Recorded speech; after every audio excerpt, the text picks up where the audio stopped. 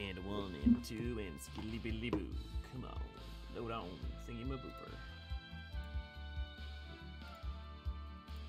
And we are live! Hi, everybody! Hello. Ray! Good to see you, glad to have you. V, good to see you, glad to have you. Dakey, Leffy, good to see you, glad to have you. Light, good to see you, glad to have you. Rose, good to see you, glad to have you. I don't know if I've seen you before, but it's good to have you here. Sarah, good to see you, glad to have you. Hi, all Thursday morning, a time for old FF games and baking. Yeah. FF7 are highlights. Oh, wait, why is your thing called that? Anyways, good to see you, glad to have you. Want to wish you lots of fun. Thanks. Levi, good to see you, glad to have you. Also, some of you may be wondering why I'm wearing a maid outfit, and you know why it is? It's because I care about my mods. And Ray messaged me and was like, did you know that May 10th is Maid Day in Japan, and a bunch of people dress up in maid outfits? And I was like, I'm confused because usually, like, the 10th of the month is Toka, or like Jew would be, but I don't know. Maybe it's just an archaic reading. I don't know. But all I know is I decided to put on the maid outfit for them, and then Ray messaged me all sad like an hour later, like, I just realized that it's the 11th. We missed it, and I'm like, it's okay, Ray. I'll wear the maid outfit for you. So for at least the foreseeable little bit, I will be wearing this. In fairness, it literally is 1 minute past the 11th for me. So. Oh well, cause there you go. There you go. Anyway, Ray's horny manipulations have been revealed. Yes, you. That definitely sounds like Ray. Yukio, good to see, glad to have you. Infinite, good to see, glad to have you. Hi, Elio Majorant. But yeah, came for the lore, but I'm staying for the cane. Yeah. Well, you're gonna get hopefully gonna get plenty of that today, Rose. And also today, if you may have noticed from the episode name, but we're gonna be dealing with a lot of things that actually have come up recently in 14, so that'd be relevant. Niniri, my friend, would you like to explain to the folks what we did last time? Absolutely. So we were on Mount Hob, where we were fucking around with our good monk boy. We beat up a big bomb, and various other soldiery. And then we found ourselves in Mysidia, a sort of city of mages, and they were not big fans of us at first, but we sort of guilt tripped them. I mean, we did commit war crimes against them. So. Yeah, we were sort of like, oh, look at this orphan that we adopted. And then we got sent to the Mount of Trials, Mount of Ordeals, where we got turned into a paladin, so now we're good. And it's still wild to me that happened so early. Like, I would have thought that was the exact, like, midpoint of the game, but it's... like, maybe a couple hours in, it's really not, like, this huge thing. Well, I mean, it's a huge moment, but, like, it just... I don't know, what even is the midpoint of this game at this point? Is it Babel? Or is Babel, I guess at this point, is probably... Yeah. Yeah. An exact midpoint. Thematically, it feels like it should be the paladin. Right. It's still May Day because so many XIV G posters and artists are celebrating. Yeah, I have no idea what you're talking about. And that gave me a Stardew Valley. I dropped the game just for the stream. Oh, thank you, Yukio. I know V is a huge Stardew Valley fan, or at least that type of game. I want to be outraged, Yukio. Yeah, but I think it's against my contract. Yep. I will say, Stardew Valley is the perfect game to play while watching a stream. That's true. That's... I mean, like, you just set up your farm the whole time through. It's funny, like, I get so much dopamine from setting things up to be perpetuating. So, my thing about Stardew Valley is that the more I can do to not have to do any work, the more I'm winning. Listen, Elio, you need to stop playing Stardew Valley and start playing Factorio or something. Yes, yeah. Well, you're not wrong. So yeah, so we got back to Baron, and now we are going underground, and we are going through the Baron waterways to get into the castle in order to, I believe, talk to the king. Yeah, we're gonna go beat up the king. We have to meet Sid, I think, was our objective as well, wasn't it? Right, because we need the airship, I think. Two things. One, how are all of you guys doing today? And secondly, Niniri, my friend, how are you doing today? I'm good. I'm not too bad today. There was drama at work today, so I got to sort of watch that and cringe, Huzzah. But also halfway enjoy it. I mean, you are a catty bitch, so I'm not surprised. But like, what kind of? Can you speak of the kind or the caliber? It was just sort of departmental feuding that got a little bit unprofessional and shouty in a meeting, and I was just sat there like, but also I love this. Leaning out and leaning in at the same time. Precisely.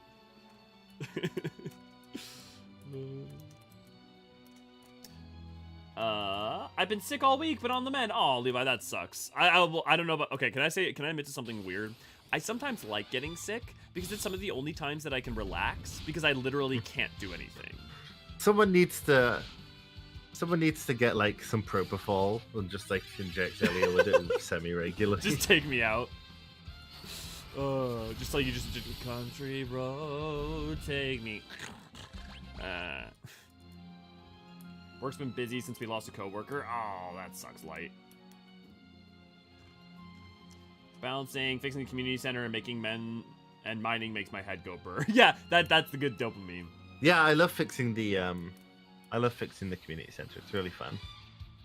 Yeah. I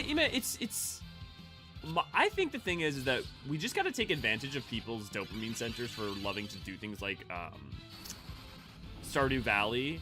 And if you could get people to have active ways to take that energy and put it towards real world repair in the right ways, I feel like you could get such a freaking volunteer labor force out of that. I'm not sure if that's ethical, Elio. I mean for like community improvement. I don't mean like for like gain, like monetary gain. You should tell that to Jeff Bezos. Oh, well played. I tried to play Stardew Valley while watching a stream once, got too invested in watching, kept chopping wood in game, and my character fell asleep on the spot from overworking. Yeah, I mean, fair. I mean, maybe Animal Crossing then is also kind of like a... Actually, I have a question for any of you guys who like Animal Crossing. How many of you guys are annoyed in New Horizons when it has the crafting stuff? Because, like, that is part of the reason I was able to enjoy New Horizons is because it had, like, active mechanics. But I'm also the crazy bastard who forwards time. Yeah, so I was really enjoying it, and then as I started to forward time, I felt like I cheapened it, and then I just lost all interest. I'm one of those players. I mean, I'm the player where I went in, I started playing, I was like, okay, this is fun. Spent 2 weeks terraforming my island and setting it up to look to be a perfect replica of Toshogu Shrine in Japan. And then the second I finished that, I set it down, and I've never picked it up since. Because apparently I have to play everything Savage. Oh, actually, am I able to see my black spells? Oh, black magic spells. Yes, I am. So one thing I really like about... Oh, no, actually it doesn't... Oh, no, okay, never mind. It doesn't do this. But one of the things I thought would be interesting is that if MP costs were higher for Palom versus, like, Tella, just because of, like, age difference. Interesting, yeah. I tried to play Stardew Valley. I didn't sell out V. I've never been able to get myself to do the Joja Mart achievement. I don't even... Oh, that one. Yeah. I remember V. I think you sent me a message a while ago. Where like, you're good at little mini games. Do you want to try this for me? Yeah. Gamifying volunteer work. Sorry, go ahead. The Joja Mart stuff kind of feels bad, but the I will say having like the automatic petters is really useful for the kind of stuff that Elio likes, which is not being able to think, not having to think about things anymore, and just leaving them to run themselves. Look, I don't laud Ford, but I can't help but want to create an assembly line. Okay. Yeah. The problem is getting people scheduled to line up. Not everyone wants to get out of bed at the same time. Absolutely, and also there's a difference between general manual labor versus like the ease of being able to play a game in the comfort of the home. Like all I'm saying is that. If you found the right way to take advantage of that same, like, dopamine center and get people motivated and give people a good direction that like they feel like they can achieve, I feel like at least some good could be done. I forwarded time like crazy in the first one, but the second one didn't even feel like it lent itself well to that, which kind of sucked. Yeah. Time travel feels like the only way to play that game, yeah, but have to work, so I just don't have time to wait. Rose, I'm the same. I think part of it is, like, some people also enjoy habits, like, playing a game as a habit, and I don't. I like when I buy a new game, like, I'm gonna get Tears of the Kingdom, tomorrow? And I'm gonna just play the shit out of that game for, like, 2 days to a week, and then I will have had my time. I'm so confused on which to repair first, greenhouse or bus. I think V can help you most. I don't mind crafting, but to me it did feel kind of clunky. Not exactly tacked on, but kinda. Yeah, I mean, it's no great shakes. Yeah, V's on it with helping Yukio. Do we need an animation every time I make fishing bait? Yeah. No, the one you want to do is the freaking game within the game, bullet hell. I cannot beat, yeah. Can't please just make a stack of 20 and call it. Yeah. It's only been 24 hours. How in the world did I reach fall 20? Dude, I once started playing Stardew Valley, I think, on a plane. And I think I got on that plane, whatever season it started. By the time I got off that plane, I think it had been a year. Tonight, 9 p.m. PST. Yep, Tears of the Kingdom hype. Yeah, it released in Japan on the 12th, so NA uses tonight. I should have been pre-downloading that. I wish you could care about Zelda, but I just bounce off them really hard. Oh, that's interesting, Levi. I'd be curious why. How are you with Zelda, Naneri? It depends on the game, right? Like, Breath of the Wild is one of those games that I like to play around in, but I can never commit to. Oh, okay. But I love, like, Twilight Princess and stuff like that. So the Ocarina formula, you're a fan of? Yeah, I like that kind of formula. Yeah. I feel like, broadly, they break down into two styles, which is the Ocarina formula and the open formula. Because the original one, I would even see Link to the Past, while you could argue it's probably very similar to the Ocarina formula in terms of, like, you've got the 3 and then you've got the crystals. You know, there's, like, a much more, like, open... Well, I mean, honestly, you could say that about Ocarina of Time. But I'm just thinking about, if you compare the first Zelda, the very, very first one on the NES, is spiritually more in line with Breath of the Wild in some ways than it is with Ocarina of Time. But yeah. Sir Cecil! So good of you to return. Baigan, not you too. Is something the matter? You serve Golbez as well? Never. As a captain of the Royal Guards, my loyalty lies with Baron. Where's Sid? I heard he's being held prisoner. I was looking for him myself, but my men and I were attacked. I was the only survivor. I see. Then you must join us. It would be an honor. Okay, guys, are you ready for the shortest ally to join your party in history? Captain Baigan of the Royal Guard has joined your party. Say, Baigan, why is your head so turtleish? What is it? Something's wrong. Yes, I sense danger. What, like a monster? Oh, give me a break, mister. Sir, no disrespect, but that acting of yours is about as subtle as a crutch. Baigan, you betrayed Baron too? Golbez's wishes are Baron's wishes, and he granted a wonderful power to me. Observe!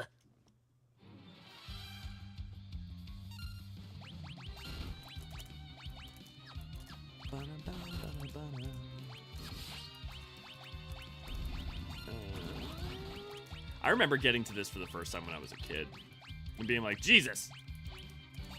Cutting his arms off, yeah. So I watched a video about go ahead. a game. I forget what it was. It was the iPad 12 guy, YouTuber. Yeah, Super iPad 12. It was about Fear and Hunger, which is like an RPG maker game that's super grimdark. And like your limbs just get cut off whenever you get hit too hard in battle. Jesus, like permanently? You can regain them by sacrificing children, I think. Okay, so it's not only grimdark, it's like, how can we make everything the grimmest and the darkest? Yeah, basically, but it does sort of pay through it. It's all about like perseverance and stuff, but Oh, okay, no, I mean, look, I'm torn, because on the one hand, I'm all about that shit, but I'm also, like, I think there's a point at which the grim, like, Berserk, I think, is one of the few things I can think that really nails that juxtaposition of hope in a truly grimdark world. You know? Absolutely. Can you think of other examples? Homestuck? No, Don't. I mean, yeah, like you said, Berserk is obviously the cardinal one, but I'm trying to think about other grimdark. Soma? No.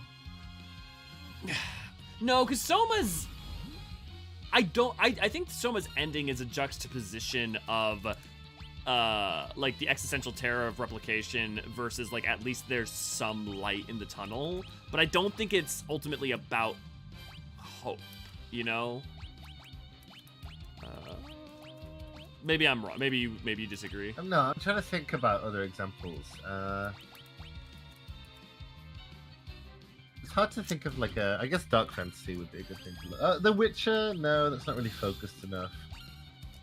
I don't think The Witcher's grim dark. Like, I think The Witcher can be grim, and I think it can be dark, but I don't think it's grim dark. No, I'm looking at You like know? dark fantasy now because that's the only thing available. Yeah. I don't think Bloodborne is particularly doesn't really deliver on that theme. Well, I mean, it's arguably either way you look at it, its happiest ending, right? Is if you argue its happiest ending is the Dawn ending, well, that ending's fucked because the arm's just floating there. You know, it's depressing because you have no knowledge of what transpired, and it's all doomed to cycle again.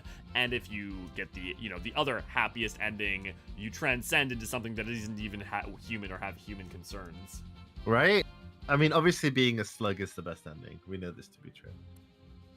I would say it's the closest to it's the closest it gets to a happy one. Ha! Nothing to it. Baiken always seemed so loyal.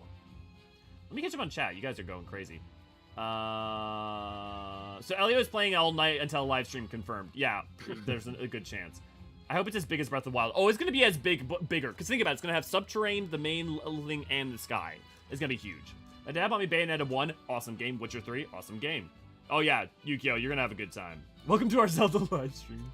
I never were able to get into Stardew Valley, but man, I got sucked into my life as a teenage exocolonist. Yeah. I mean, it's interesting what ends up hidden a different way. More creepy Poe guys in Zeldas. Yeah, always gotta love the Poe guys. I bought the new Zelda Switch because it's so pretty. Oh, I want... Bramble! Good to see, glad to have you. That power is to be a mid-boss. The only Zelda I even kind of like was Link to the Past. I don't really care much for the combat in them. I usually find the puzzles more annoying than fun. There's charming things about Hyrule. Yeah, well, I mean, especially if, like, you don't find the puzzles fun, that totally makes sense. Yeah, I appreciate the voices. Yeah. I guess I see it, to be honest. I love the Zelda series, but it's definitely not, like, one of my top. Mm-hmm. I have a profound... You know, it's funny when you say that. It's like, it's not one of my top, but it's, like, still profoundly important to me. And I always come back around to it. I get that. I think that makes sense. Yeah, I don't get me wrong. I love Zelda. I really love Twilight Princess. I'm kind of a stan of Skyward Sword as well, despite its flaws. But I think Skyward Sword's main flaw is just the fact that the beginning takes too long. I think that's its primary flaw. Yeah, that's true. The Sacred Realm is kind of hard. Like, always gets me shouting though. I'm always like, "Oh, god damn it!" Yeah, its pacing is just off. Oh, okay. One other thing I will say is that the idea of Fie and what they do with her is great.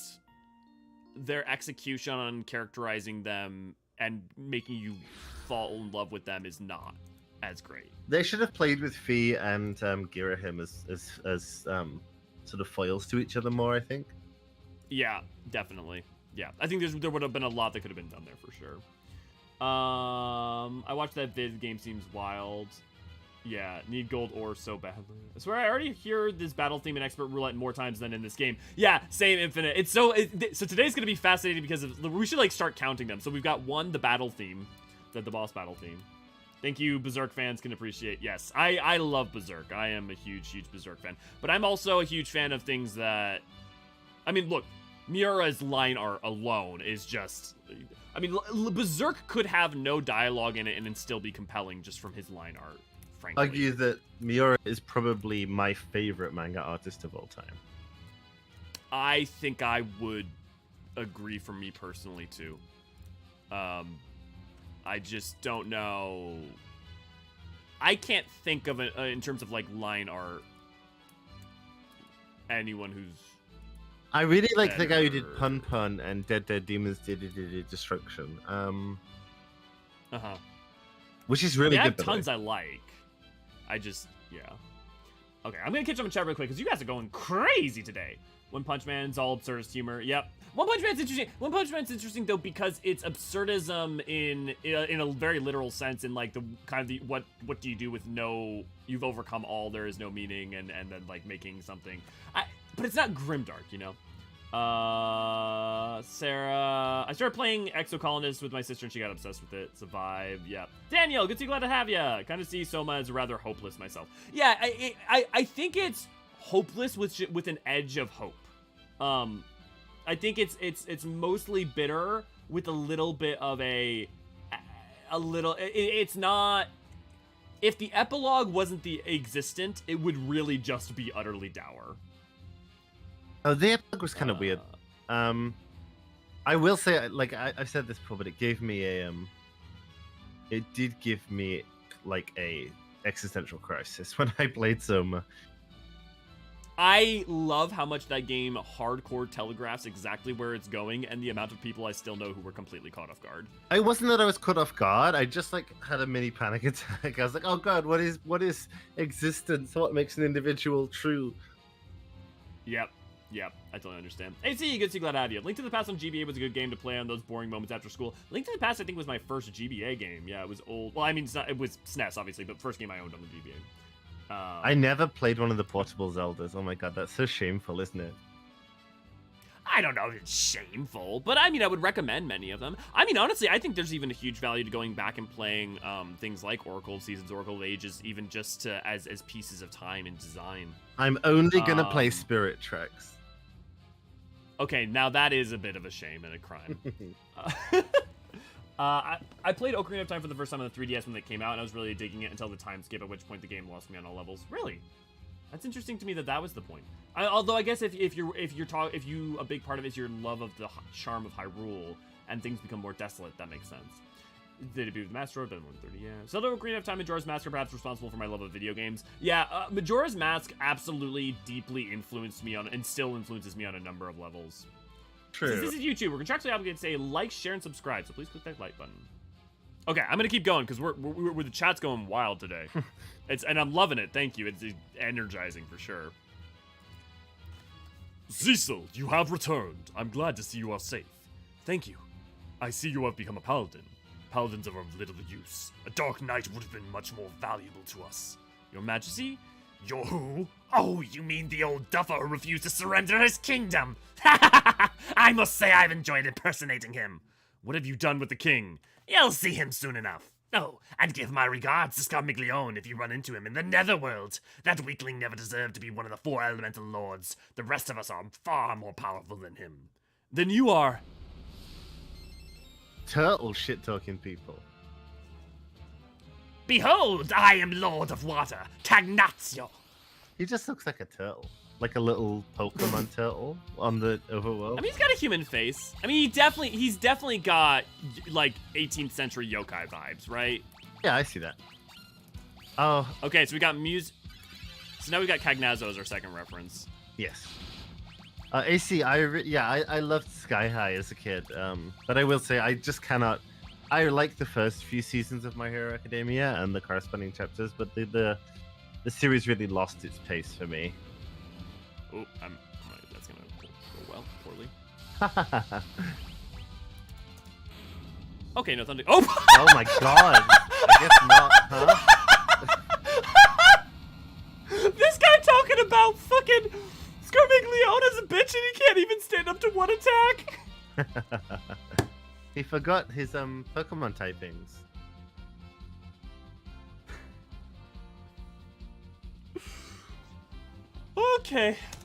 Okay, Cagnazzo. Oh look, I'm not here to cast aspersions, but that was a punk ass bitch. It was. Leave it. I don't think MHA was ever really low stakes except for the first chapter. Like the moment that you meet the Nomu and stuff, it gets pretty high stakes. I also think like it's always about. I think stakes. My opinion, stakes are relative. Like world-ending catastrophe can actually be a low stakes if you don't root it in something that's compelling. You know, and like you can have you can have a slice of life where the stakes are like, you know, dating life or something, and they can be someone's whole world. You know, I am of this opinion. 2 people killed the original king. You didn't use any of the personal, like the mages, dragoons to fight small group of people for him. Oh, what did Bramble have? Did Bramble have another point? Sorry, I'm not sure what you're referring to, Bramble. My hero lost me in the Yakuza stuff. Yeah, it's an opportunity to introduce him as the drowned king rather than Lord of Water. Is that a specific reference, AC? Then I shall... that shell is really hard, I see. Well, so much paladin slander, I will not sin for it. Oh, slandering the paladin? Look, as a paladin main, I will... Yeah, I will... I'm with you, Light. Tonight we dine on turtle soup. When you power level so hard, you one-shot every boss. I mean, the thing is like, I didn't grind that much. Like, and you saw me fighting other people. I was fighting, like, the prior guy, the fucking captain was easier. Yeah, or it was harder. Yeah, he was, yeah. You dirty, rotten imposter. Oh, that's Sid. You were Sid, right? Oh, yeah, I was Sid. Oh, God, what was I doing for Sid? Do you remember? You were doing old man, kind of like the prior one, but a little bit more like, a little more butch, a little more like youthful. Okay. You're gonna get a bit piratey. That's fine. I like it. You're gonna get a complimentary face beating for locking me up in that sty. Yeah?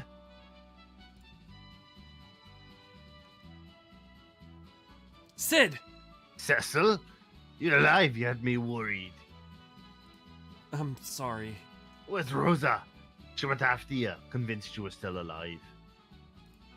Golbez has taken her. Huh? How could you let that happen? Speaking of Golbez, first he wrecks my airships, then he takes Rosa. Shmee, and he's still in trouble, so stop your jabbering and take us to your airship. Where's this snippy octogenarian? What a line! I could say the same thing to you. What? I'm half your age and then some. Thank you, Cal. Please, this is not the time, sir. Allow me to introduce the great sage Tella. And this is Master Yang, the High Monk of Fabul. I am Porum, an apprentice mage from Mysteria. Great, now we'll have another geezer on board. That repulsive brat is my twin brother Palom. You goody two-shoes. It's an honor to meet you, brother. You sure are a mannerly fellow. Sid, where is your new airship? Ha ha! Where nobody would ever suspect. We must hurry. Rosa's life is in danger. I know. You don't have to shout. We're not deaf like you. Everyone, follow me. Can I just say, yet again, every game so far has been a step forward in characterization, and, like, man is for a quantum leap in terms of, like... Oh no, it's this scene! Fuck. You may have defeated me, but you have not heard the last of Cagnazio. Now join me in the netherworld. The walls! How did a ghost trigger this trap? It's locked. This side, it's locked too.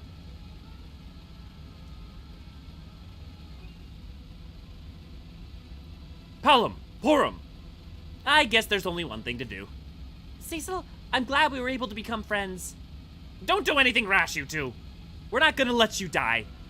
We thank you for everything you taught us, Sage Tella. Ready, Porum? Yes. No! Break! Palom! Porum!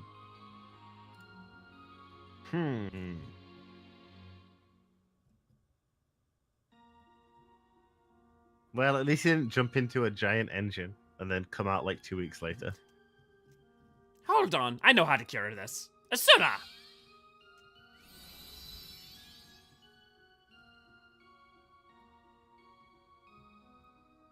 The spell has no effect as the twin became stone of their own will.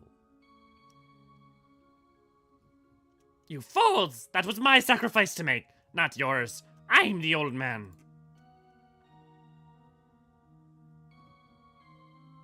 Forgive me, you two. I will avenge you both, I swear it! It's time for some payback. To the Enterprise. Uh-huh.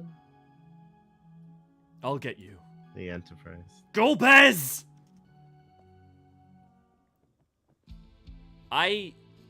Oh, hey, we're still doing... Meanwhile, Golbez transitions... I did not realize how many of those there were in the original game. And it's even with the music, too. Man, we're already at like 5 or 6 references. I just drank all that water down. Like, it went down the wrong hole. I aspirated Not good to water. put liquids It's not good to put liquids down the wrong hole. No, I will have to say that like that Palimporum sacrifice I think so far has been the first really powerful sacrifice because like I mean look Desh could have been except for they undercut it because they undercut it so goddamn hard. But here's the thing. I feel like even if Palimporum end up being fine, I won't say one way or another.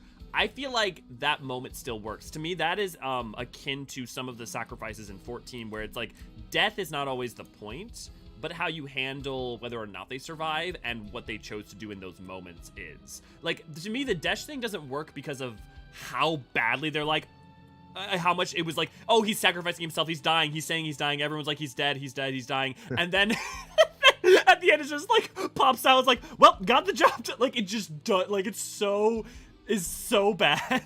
It's fine to subvert death, but you have to earn it. Yeah. Game Classic, good to see you, glad to have you. Lady, good to see you, glad to have you. Cal, good to see you, glad to have you. Articus, good to see you, glad to have you. Yeah. Really? Classic Elio, like having a dozen distinct voices somehow. I just try to make them not sound the same. I can't unsee Sid as like a 50-year-old retired engineer. I mean, like, he basically still is even in this. Hail the Hydrate, yeah. Was breaking the list of spells the twin knew in battle? I didn't check. Would make sense. It could also have been like a twin cast or something. So like you couldn't necessarily get it without doing that. Meanwhile, last time on Final Fantasy IV, he's defeated Cagnazio and his power continues to grow. Sire, regarding the last crystal, I know the place remains a problem. Then how about we have Cecil get it for us? I'm certain he will comply. After all, we have Rosa. We can exchange her for the last crystal. A primitive idea, but it might just work, and I will destroy him at the time of the exchange. I shall convey your terms to him. Okay. Oh no, it's a bit more. Rosa, you'll see soon enough that I am superior to Cecil, and that my lance is far larger. Ladies just noticed what you're wearing. Oh yes, so reminder for those coming in late, the reason I'm wearing a maid outfit is because Ray thought it was May 10th, and which was supposed to be Maid Day in Japan, and she was very, very excited, and then realized it was the wrong day, but I decided to make her, I still grant her wish and wear the outfit, so. Well, they didn't kidnap her just to kidnap her. They kidnapped her because of Kane. They do establish that. They kidnapped her because of Kane's incel arc. Right, exactly. One thing I will say I mean, literally, he just said, like, you'll see why I'm the best. Yeah. You know, like, it's that whole thing. One thing I will say, 14 doesn't usually mishandle. I don't know why that word mishandle. Mishandle is the skirting around death of characters, at least usually. Mishandle. Yeah, I personally, look, it's been a long life. I personally am a fan of the majority of times they have done fake outs. There are a couple of times I kind of wish that they haven't, but every time I've wished they had not done a fake out, in my opinion, they earned not doing that fake out and instead having it be much more interesting for it. So I want to know Golbez's real name. I already know it. However, Rose, please don't share it, as it is a spoiler for things later. But there's nothing here. The best place to hide is often in plain sight.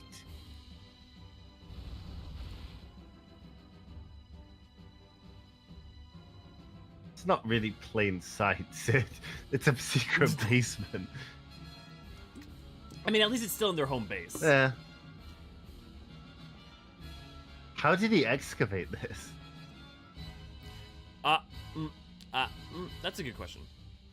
You head down here? Amazing. I ain't sure about. Right, let's get the Enterprise online.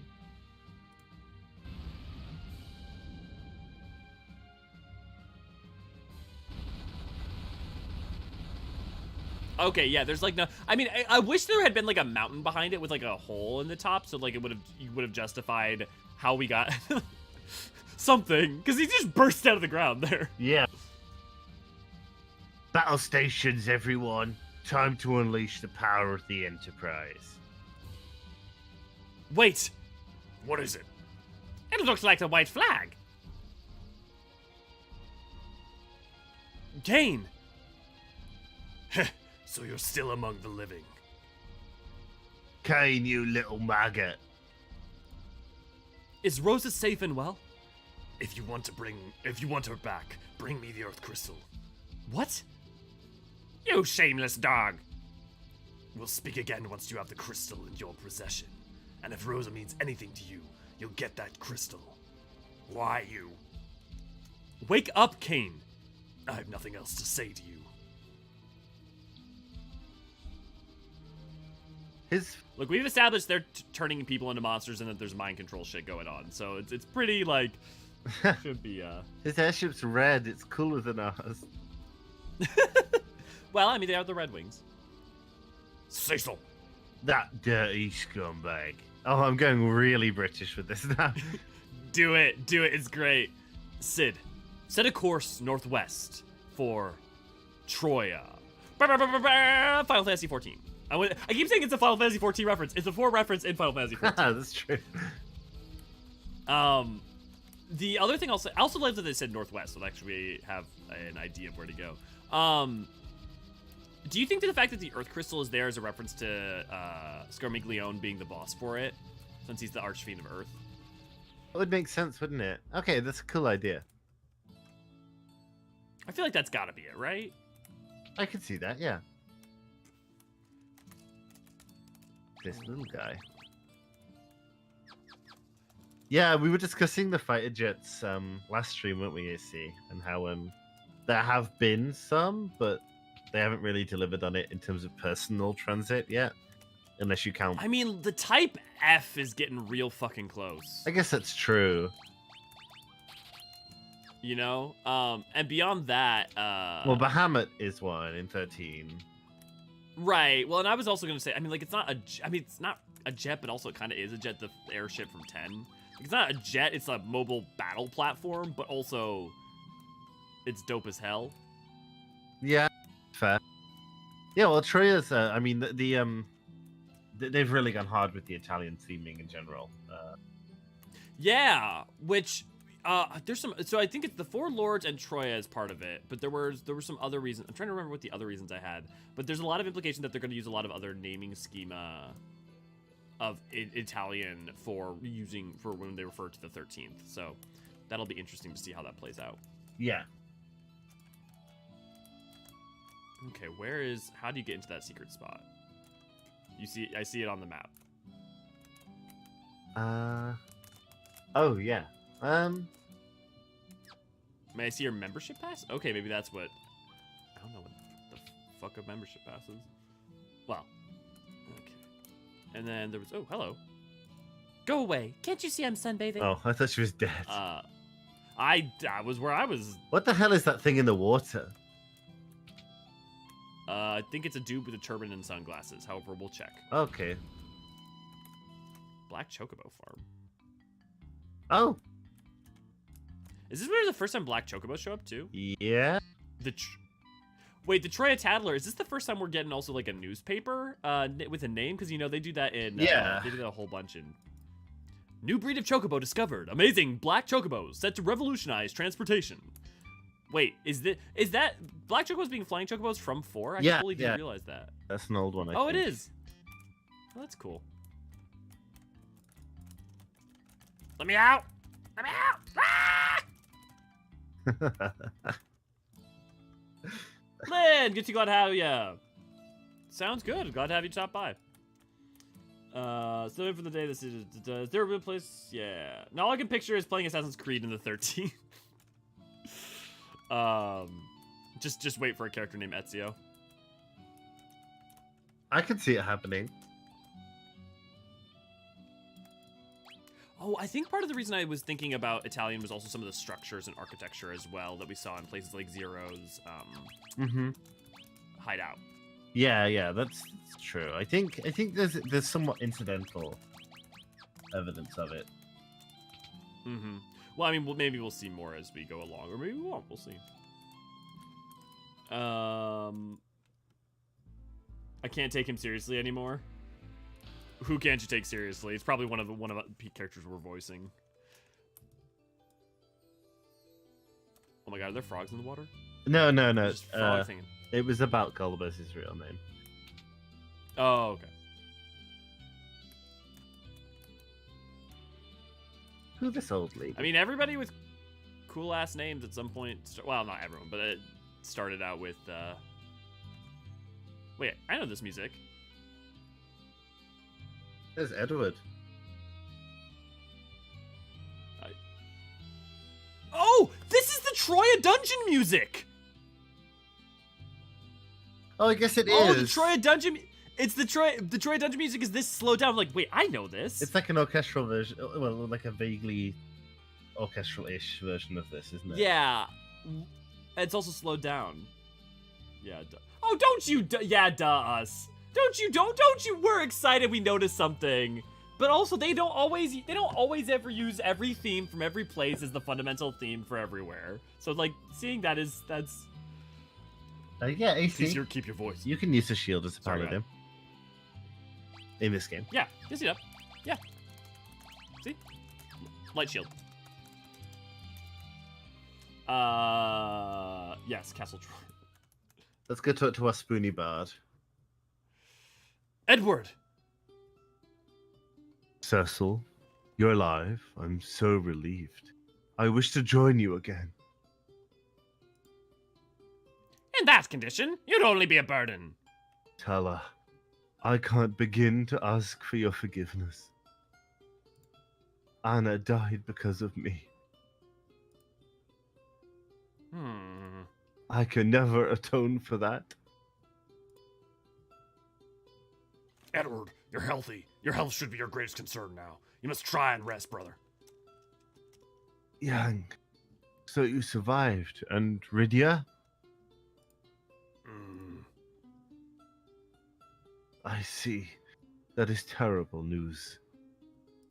I always seem to find myself elsewhere when others are in need. Hey, I heard you took mighty good care of Cecil and Rosa. I appreciate it. Why don't you join us on my enterprise? Together we'll rise above anything. You must be Sid, the airship engineer. Wait, does this mean we have an airship? Oh, but Cecil, why is Rosa not with you?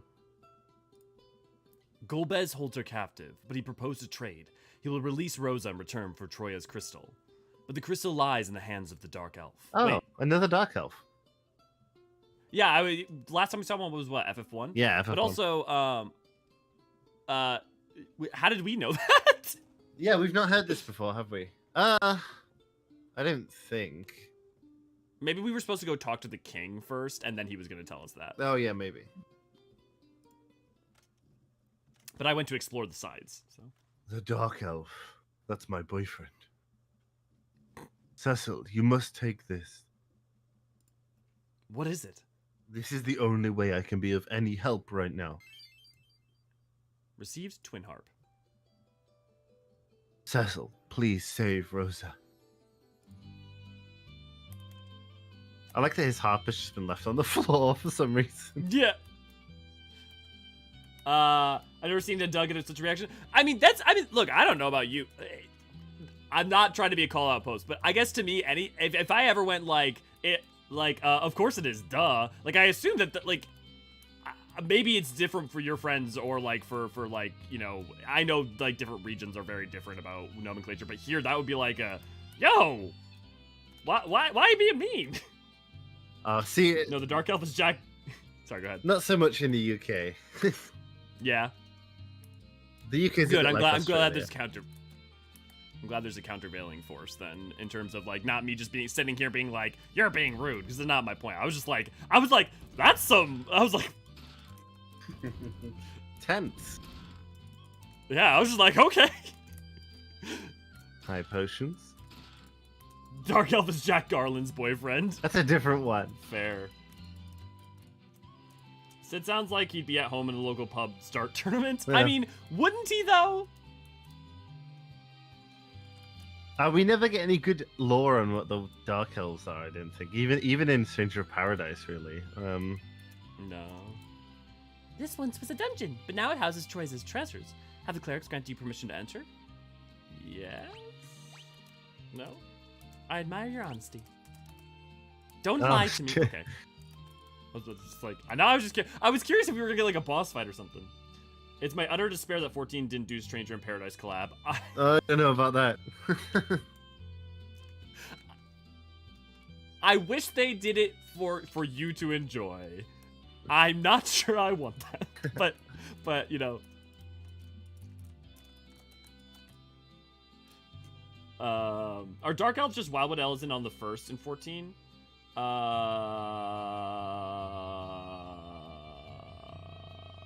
It's just like Catholic elves. I mean, I don't know that there's. Wait, no, are Catholic there elves are any, only a thing. Yeah, are there any Dusk Whites of any kind? I think the elves are just elves. I don't know that there are. Yeah, there's not there's not been such a. I feel like we looked into this, like with the clans too, though. Like, were there any Auri, Zayla? I know there's some Zayla, and some, like the Drawn have Zayla, but I don't know if they have the Rain. I'm trying to remember. Like some clans, I don't think show up.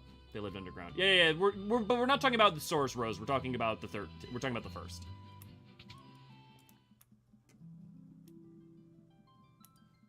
Yeah, the Oh, there's a hole in the floor.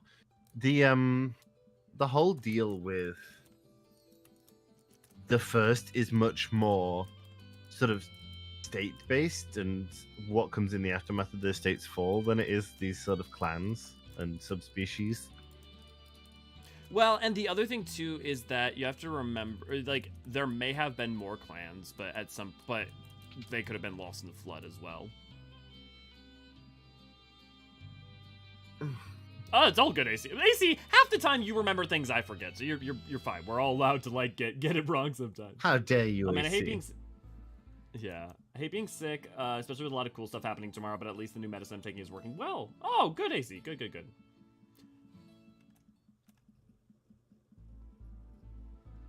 But yeah, actually, Levi, out of curiosity, are you from like the south or somewhere? Like, is that like? I'm just curious. Does anyone from the Midwest see "duh" as harsh? Is anybody else here from the Midwest? Like, I now kind of want like a sound off of like, is "duh" a harsh term? You know, actually, Kansas. Okay, so still technically in the Midwest. Green Cabs, good to see you. Glad to have you. But between the South and Midwest.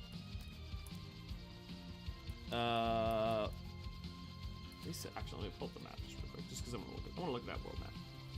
Magnesis Cave. Okay, so the top of the right.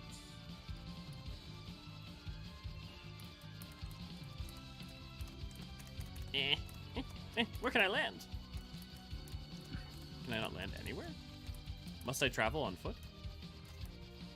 What is the point of giving me an airship if you're not going to let me land anywhere? I reckon that's the point of the Black Chocobo, if we can get one. Oh! Well played, Naniri, my friend. Well played. Yeah, you'd either normally just have to walk across. I wonder if you would have been able to cross it, though, with a canoe. You know, kind of surprised we haven't gotten a canoe. Again? No, a canoe, mount in 14. Oh, yeah. Zen in the art of chocobo racing. Thanks to the ample water supply here, we can grow fresh vegetables and even raise chocobo. For some reason, you're raising them underground, though, which is crazy. It really is a choice. There's gonna be a way I want to fly a jackpoke black chocobo, but I don't think they like me. They freak out when I try to get close. These black chocobo can't fly for some reason. The ones living in the chocobo village to the north can, but only at low altitudes. Though I hear those chocobo can only land in forests. Okay, there we go. To the north. Okay, see, this is like an example of the stuff we were talking about before, though, where there's few enough. Feels like good exploration. This feels like being forced to like check out stuff and not just go thing to thing in a way that I like, but I don't know I could explain. Like, it's hard to explain exactly why this is fine, but some of the stuff that 3 and 2 and 1 did wasn't. It feels more lampshaded, and when it isn't, it's more rare, so it's less offensive. Yeah, it's not so. I think you're definitely right. It not being so constant a thing.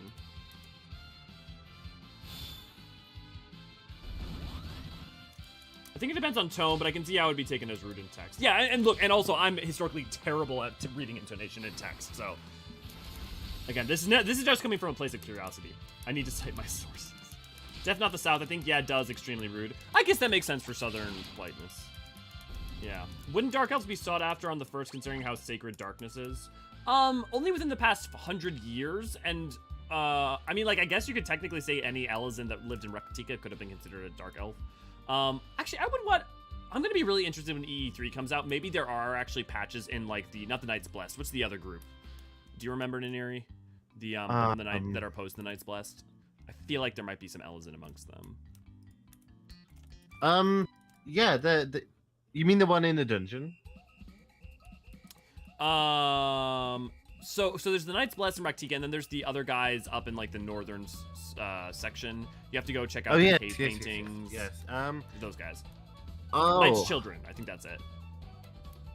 Oh, I don't think I remember clearly enough, to be honest. There could be, though. The spider guys, yeah. Yeah, Yep. Yes, the poisoners. I remember them under that name more. I think all Mistelby Seek are Seekers, but I swear that Minor Botanist Quest may have been a Keeper. I would be surprised if there wasn't a Keeper lady, seeing as Keepers are said to have names that date back as far back as the first Astral Era, which means that they would have been relatively, would have existed relatively soon after the Sundering. Unlike groups like Duskwights or Dunesfolk, which, well, I mean, I guess it always depends on context, right? Because as things branch and diverge more, but like Dunesfolk only show up in the 6th Astral Era. So Duskwhite only show up in the 6th Astral Era. Range show up within the past couple thousand years. Like, they technically might be earlier than the 6th Astral Era. But even if that was the case, you know, they'd all evolve differently anyway. Probably. Right. Probably. What kind of tone isn't harsh? The closest thing I could see is maybe light teasing, which is still in the gray area. Could be insulting. I mean, like, I just know that, like, some of the like, I think a good example is that in the family I grew up in, we would, like, it would be very, very normal to say, "Oh, fuck off," like in a very casual way. Whereas I had discovered throughout adulthood the level to which people are super not okay with that. Yeah. And I did not realize that until much later in life. You know. All you. That magnetic field is powerful. Equipping anything metallic will slow us down. Mock laws appear to be unaffected. Shmee, fear not. We stand invincible with my magic. This is gonna be a huge pain in the ass. I mean, so far we're... Okay, they do get slowed down. Wait, the party was defeated? Oh, okay. Okay. I wasn't expecting to... Okay. Okay. Wild. Okay, cool. Let's figure out... Assuming... I wish there was something that said whether or not it was considered... Metal. Yeah. It's like, is ruby a ruby ring metal? Is the rod of change metal? I would guess so. The iron gloves are definitely metal. Nah. Niniri, we all know that iron's not really a metal. Only ferrous metals are metal. I couldn't even get through saying that in a straight face. It's like, the worst part being, of course, that iron is ferrous. One might say this was the joke. I'm tired. I've been at work double all day. We can't double step it. Unfortunate. Yeah, Troya did sell non-metal stuff to equip Levi. I just forgot. I forgot. I have not played this game in like 20-some... Well, probably no, because when actually, the last time I played this game, if we're including any version of this game, FF4 3D Remake. Oh, Bramble recommends using bow and arrows for Cecil. Okay. 2007. So the last time I played this game was 2007.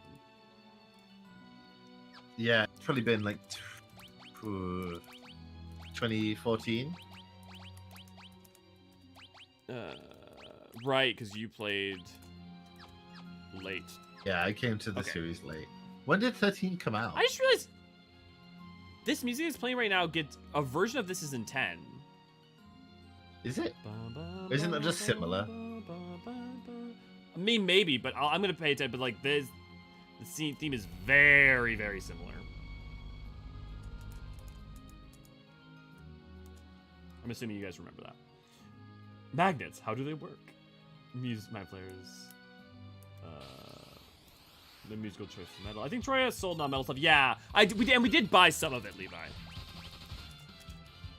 We'll see how this goes. If we're having particular struggles. Oh! Okay. Let's go back and grab. Yeah, let's go to Troya. Yeah.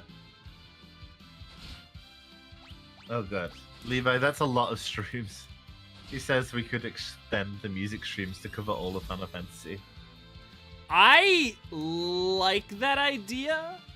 My only... Oh, I just Thunder a curl. Oh. Actually, that curl's called Cat Sith. That's interesting. Catchy, actually. Yes, catchy. You know, it's funny. I've actually been really good about saying that up until now.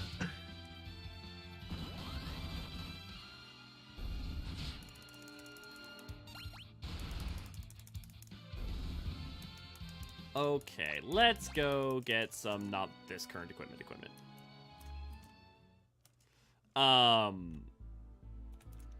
That does sound fun. That actually does sound kind of fun. I guess here's the one problem.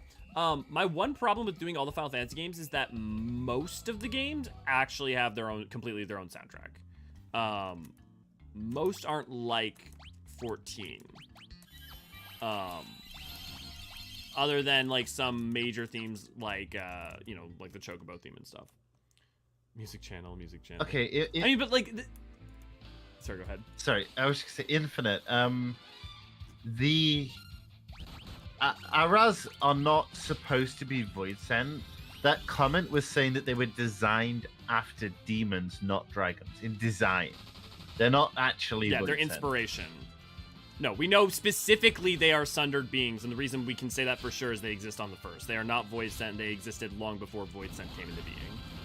I mean, like literally, Rubicante was one before void sent came to be. Yeah. It was a confusing comment, and back in the days of Heavensward, people didn't take the lore as seriously, so it got really like thrown around. I used to throw. There are a lot of things that people still throw around for the lore of 14 that you have to be really careful with. For instance, Mericidia, Mikote from Mericidia. Yeah, that's true. Yeah, there's a lot of confusing phrasings.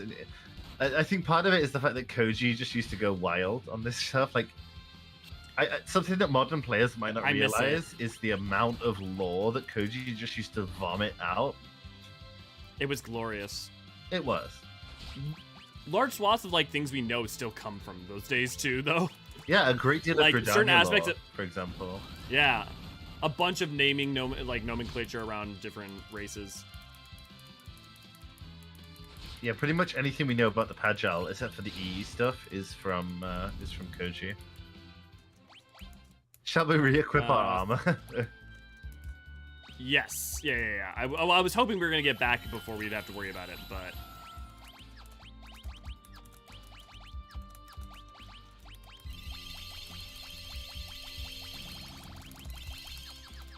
That should get us there. I'll just not even get into a fight. Yep. Frickin'. Okay, that's fine. Okay. Equip. There, that. guys. Elio's coveted Sammy Sonic fan impression. I'm a what? My what now? What now? You didn't know Sammy Sonic super fan or whatever he's called? No. Oh my god, he's like that. He was like a famous like lol cow. He's like a really nice autistic kid on YouTube. He used to be on YouTube. He used to be all about Sonic and stuff, and he used to get really pissed off about the various things that were happening. He'd be like, okay, yes, now I remember this. Yeah. I did read about this weirdly recently. Also, yes, thank you for that. I don't know why Tella isn't in the back row. Also, how do I just move one person to the back row? oh Well, that no, works, so I'm not gonna it's argue. positional. Is it positional? the place they are in the row changes where they are? That can't be right. Oh my god, it's right. It's right. It is true. Oh my god. That is some wild shit. Oh, thank you, Bramble. I thought I was right. Okay, we can buy ruby rings here, which makes me think that ruby rings aren't magnetic. Yeah, and we got them in the treasure in Troya, so yeah, I feel like, yeah.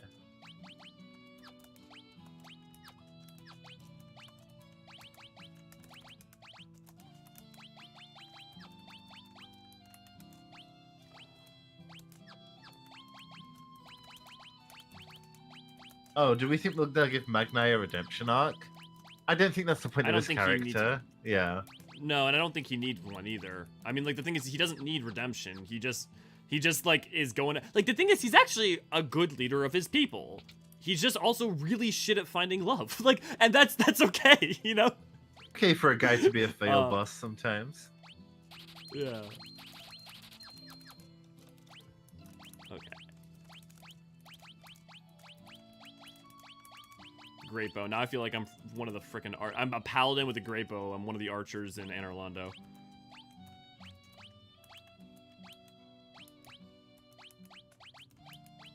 Oh Jesus! I just did the Warring Heroes tomb. You know, the Radahn one. The one that's like in the back of Radahn's area.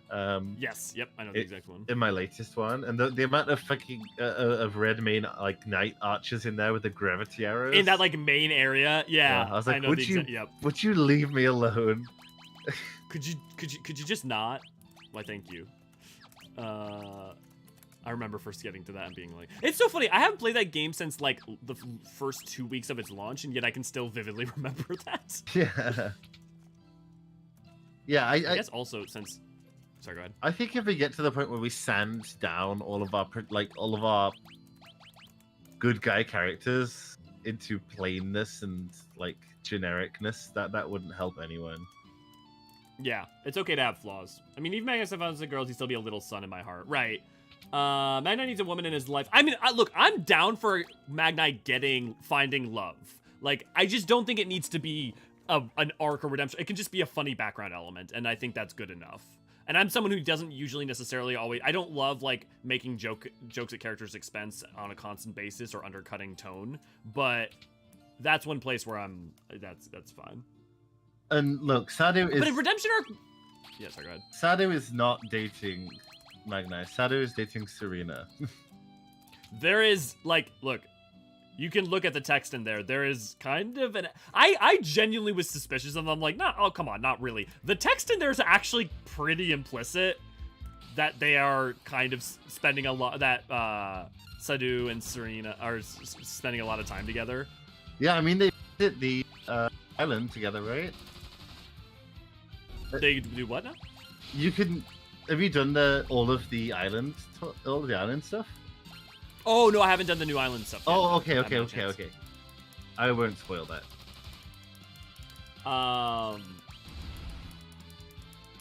Think about a little son learns the way from.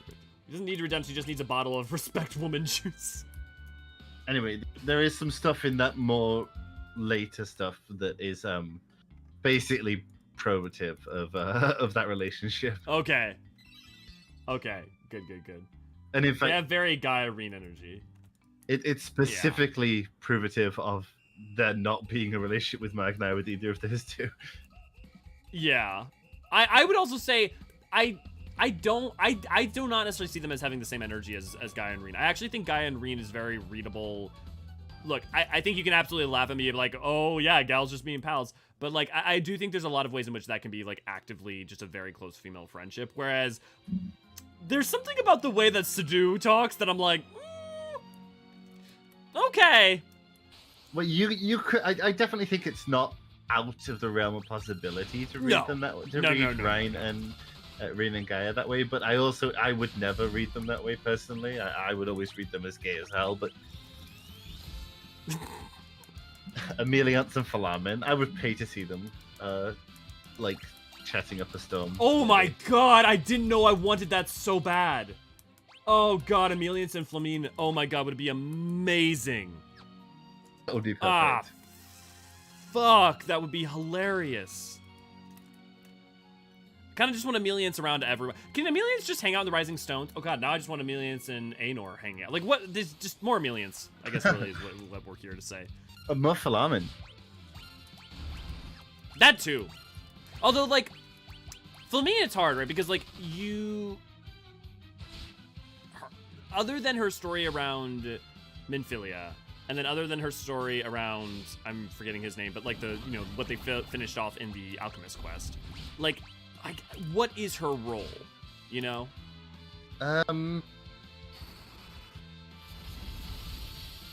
Does somebody need a direct role to exist?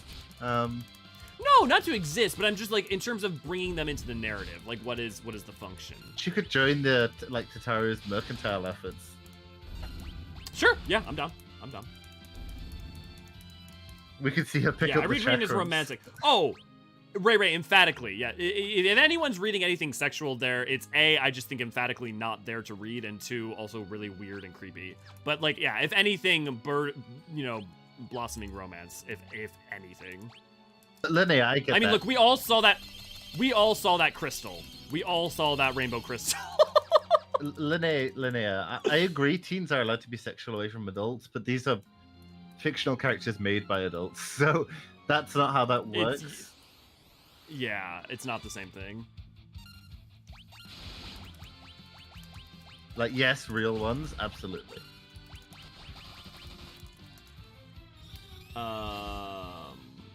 Certainly not Sylvanas. Elio, do your custom deliveries. I have done my custom deliveries. I've done all the custom deliveries. I did all the custom deliveries, and I still want more Emelians. AC, do you Flamine count is as the a Scion sommelier. Yeah, do you count as a sommelier if you drink all of the wine? Yeah, that's fair, Linnea. I get you. Yeah. I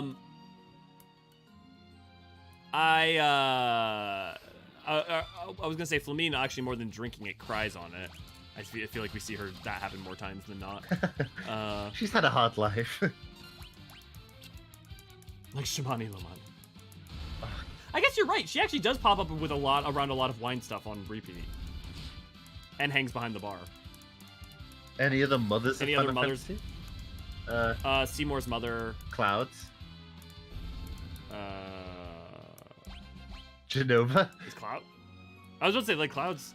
Cloud Mother's even that. Yeah, she Aerith's features mother, I pretty guess. prominently in the... and yeah, Aerith, of course. Aerith has 2 mothers that feature prominently. 8, 9, 10, 11, 12, 13.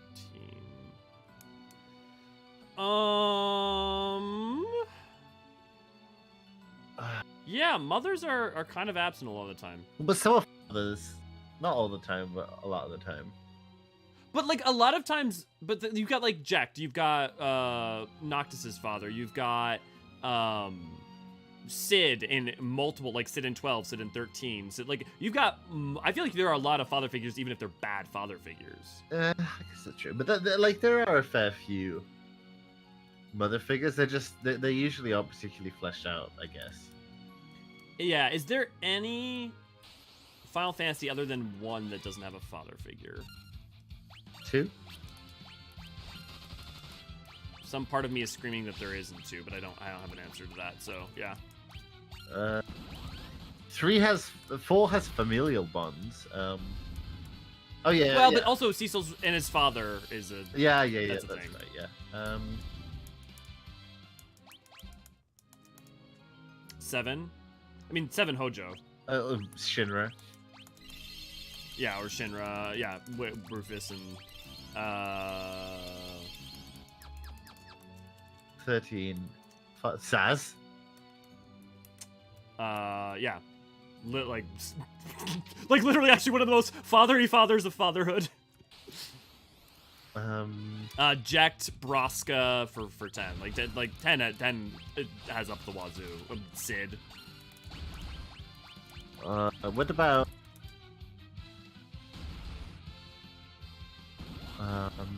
well, Is there any games that don't have father figures? 5 has. Any father figures? Yeah, no worries, Levi. I mean, there's a lot of different people. Nora, right? Nora. We in Kingdom Hearts, we have that one time that Sora's mother spoke to him No, about that dinner being haunts ready. my dreams. Well, you know what haunts my dreams? It's the voice actress of Dexter's mom from Dexter's Laboratory, and I can't unhear it. None of the playable characters have a father. Is that true? 1 doesn't, 2 doesn't. Well, Cecil does. Yeah, definitely Titus. Yeah. Titus, yeah. And yes, I know it is Titus. I say Titus because he's associated with water and the tides, and Yeah, Titus sounds better. Titus just sounds better. It just does. Oh. It's wrong, but it sounds better. Oh, in 7 and 13 they don't have fathers. That's true. Lightning's backstory is actually worryingly vague.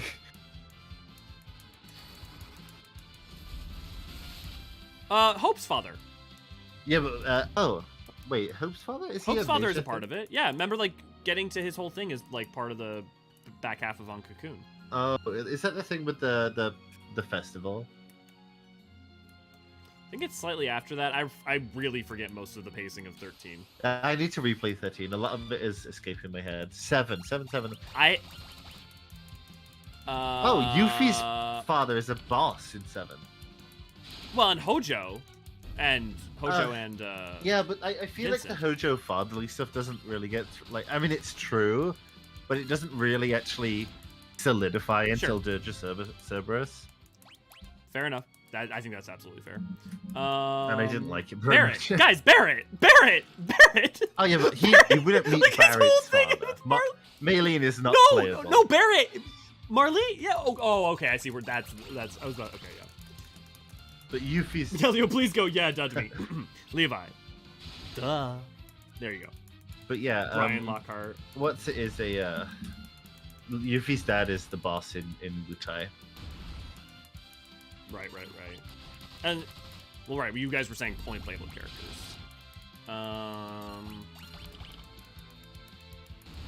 Isn't Red 13's father mentioned? I genuinely don't remember. I Ah. feel like the answer to that is yes, but I don't have evidence. I'm looking forward to, Godo, yeah. I'm looking forward to replaying 7. Me too. I've been having look, I knew I was gonna have fun with this, and I knew I was gonna have fun playing with you and the exercise of playing with you because I always have. But I'm actually genuinely enjoying the process. Partly so far because each game has been better, which has made the journey much more enjoyable. Yeah, it's been helping it. 1 was kind of a struggle buzz. I think we talked about 1 for about 2 seconds each stream before we just got onto other stuff. Right. Well, I mean that's because there wasn't a lot to talk about. But yeah, I mean that's one of the reasons I'm so far each one has gotten better. 5 is gonna be so interesting. I think 5 is gonna be the first that's gonna be full lateral. Yeah, maybe. But I think the side content in 5 is a lot better, a lot more fleshed out than the previous games. Mm-hmm. Okay. Yeah, that'll be interesting to see. I guess Baku is a father figure to Zidane. He's more of a drunken uncle, maybe? Red 13 is all about father issues. You technically meet Terra's father. Yeah, I can't for 5, 6. Galuf for. Yeah, 5, for 5, right? Yeah, Terra's father is actually a temporary playable character, and he's very sexy. So we've covered 8. Anyone got anything in 8? I just know Laguna has illegitimate children.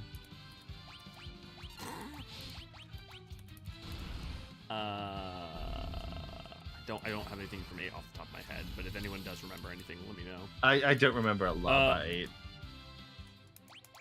Yeah, same. Yes, he does. Yeah, Levi. He just has that vibe.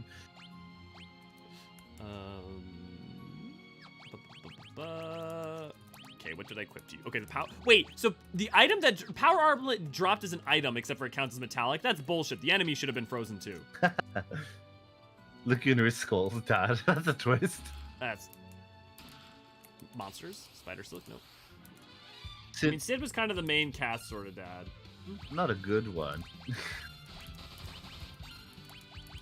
Oh, there's a... I also do love. Yeah, Sorry, no, go. I was just saying, I just love how much the Mind Flayer in this, how much they just straight use the Mind Flayer for Galvan's design.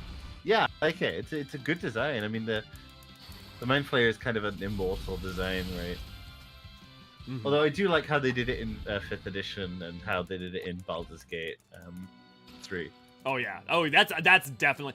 For a modern era, for like really re-imparting the horror of them, I think super good. Yeah. Oh, AC, if you're looking to Matoya for parental figures, 14 has plenty of mother and father figures. Yeah, kind of up the wazoo, really. You probably every expansion has mother and father figures. The Warrior of Light has You've got father Gaius. figures. Almost all of the main villains either have. Almost all of the main villains either have are father figures or have daddy issues. So think about it. You've got Gaius with like Sid, right? You've got Thornton and Amaric. You've got Xenos and Yotsuyu. You've got Shadowbringers. You have Vothri. I mean, like Emmett less so, but Vothri. And then Endwalker. I guess Endwalker less so, except for Xenos. Endwalker literally Hermes and Oh, well, okay, no, well, okay, yeah, well, okay, yeah, I guess Medion. No, but like the core of Medion's problem wasn't daddy issues, but it was caused by daddy issues. So I guess you're not wrong. Yeah, Edmond is definitely our dad. He is definitely the Warrior of Light's dad. Yeah. Yeah. I love it. It was kind of the main character. Yeah. I love Edmond too. I don't know why I don't have the same connection to Ishgard that I think a lot of players seem to, in terms of seeing it as like, that's the Warriors of Light's home. That's like our, Edmond's our dad. For me, I see the Warrior Light as like an adventurer and a traveler, and their home is both everywhere and nowhere. Yeah, I think that's true. But I think if the Warrior of Light had to pick a place to return to for a while, I think Ishgard would be on the list. Oh, no question. Near the top, if not the top. Definitely. Ishgard is depressing, Levi, but as a British person, I can tell you, like, huddling around the inside of a warm pub while it's miserable and depressing outside is pretty like revelatory. So, as someone who's from the Midwest, in the northern Midwest, I can also concur with that. There's a line from Community about when they're talking about Christmas, and Christmas is the delusion that the coldest nights of the year can be the warmest and brightest. Right. It's good shit. How do I feel about Elmira from 7? She's fine. In the remake, her minigame is a little bit annoying, but she's... Oh, it's not even hers, it's Aerith's minigame, but...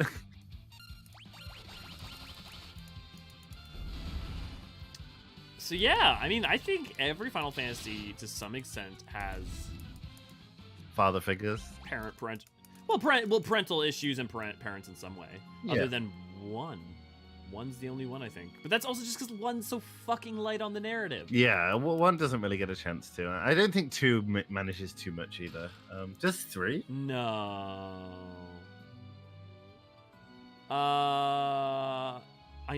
Those 3 are like the sort of the slightly more skeletal ones story-wise. So it would make sense that kind of thing started in 4. Selena and Desh, Selena's mother, Oh, the whole thing with Desh is kind of a thing.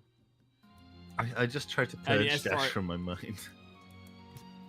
Which is sad! Which is so sad, because it's like... I do think that so the good. stuff with Dash dropped that game at like a not a full grade, but like a minus. Half grade. It is actually wild how much that, like, really diminished the game. That one choice diminished the game. Yeah.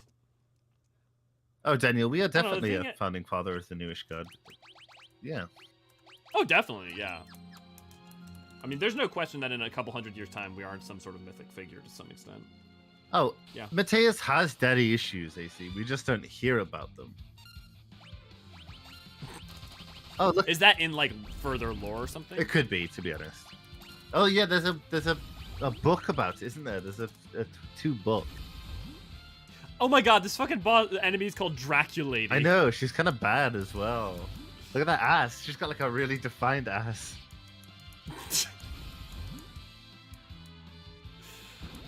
Come on. Ardesh died and then he just came right back.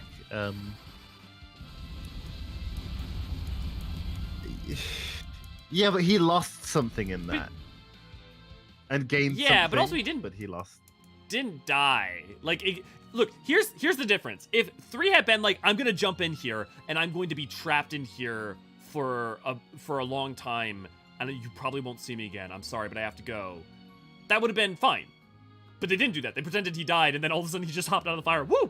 Feeling good. That's fine. Let's keep going. You know, with Graha, he was frozen, and he knew what he was doing. He was going to be frozen, and then he was. And then if you're talking about 5.3, they emphatically explain the nature of what he's doing and how it's gonna. Like, he doesn't just like, oh, I'm going to die and I'm gonna be permanently gone and I'm never gonna come back. Whoop! Psych! It's like from the get-go they explain exactly what they're doing. To me, a psych out is not a psych out if they explain exactly how it's not a psych out to you up front. Levi, You know? they don't even wake him up. That's not. I would die on this. It's not the same Graha that got frozen into a crystal. It's sort of a mix. That person is Right, gone, and then so is the original Graha. And he says that. yeah, Like, and he says that the two combine. So there's still a death. There's still a loss. Like, it's not like nothing changed. yeah. And you see that even in his behavior. My first reaction was kind of, this is kind of mean to original Graha. I was just sort of kind of half killing him here. Well, it's interesting. So in replaying it recently, Naniri, he actually goes to kind of great ways to kind of insinuate that in order for it to work, his past self kind of has to willingly accept it. Yeah. Accept him. Still So kind of like, dark, I though. do think that there's. Yeah, I just think there is agency in that. Oh no, I agree. We would not have done that without his consent. That would be very strange. But I do think it's a little shadowy. Yeah, I guess, again, but the thing is that they spend all of 5.2 and 5.3 setting up exactly the nature of how his soul could be transferred and how it could recombined, Levi. So my point is that I think, fundamentally, it's not the same as if they had been like, oh, he's gonna die, I'm gonna die, and this is over. And then we had, like, gotten back to the source and been like, wait, I know what we can do, and then, like, did it right away, right? Like, because if they had done that, yeah, I'd be with you. But I think very specifically explaining your mechanics and then going about those while still having a sense of loss and a sense of bittersweet tragedy is, you know, valuable. You agree? Oh, okay, cool. Also, the Twitter users would have burned Twitter down if he died, so... Dez, good to see, glad to have you. Does that make Graha the Kenny of Final Fantasy 14? I'm pretty sure you stole us the Kenny of Final Fantasy 14. Oh, I thought you meant Kenjaku from Jujutsu Kaisen for some reason. I was thinking, No. I guess so, yeah. You bastards! You killed Yustola! Oh, Ishtola. God bless you.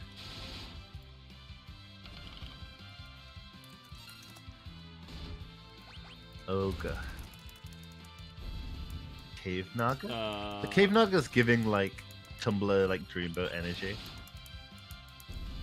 Can you please explain what the fuck you're talking about? Like the limp white hair, the sort of pale, gaunt look. I just know that he's gonna snap his belt and someone's gonna, like, scream about it.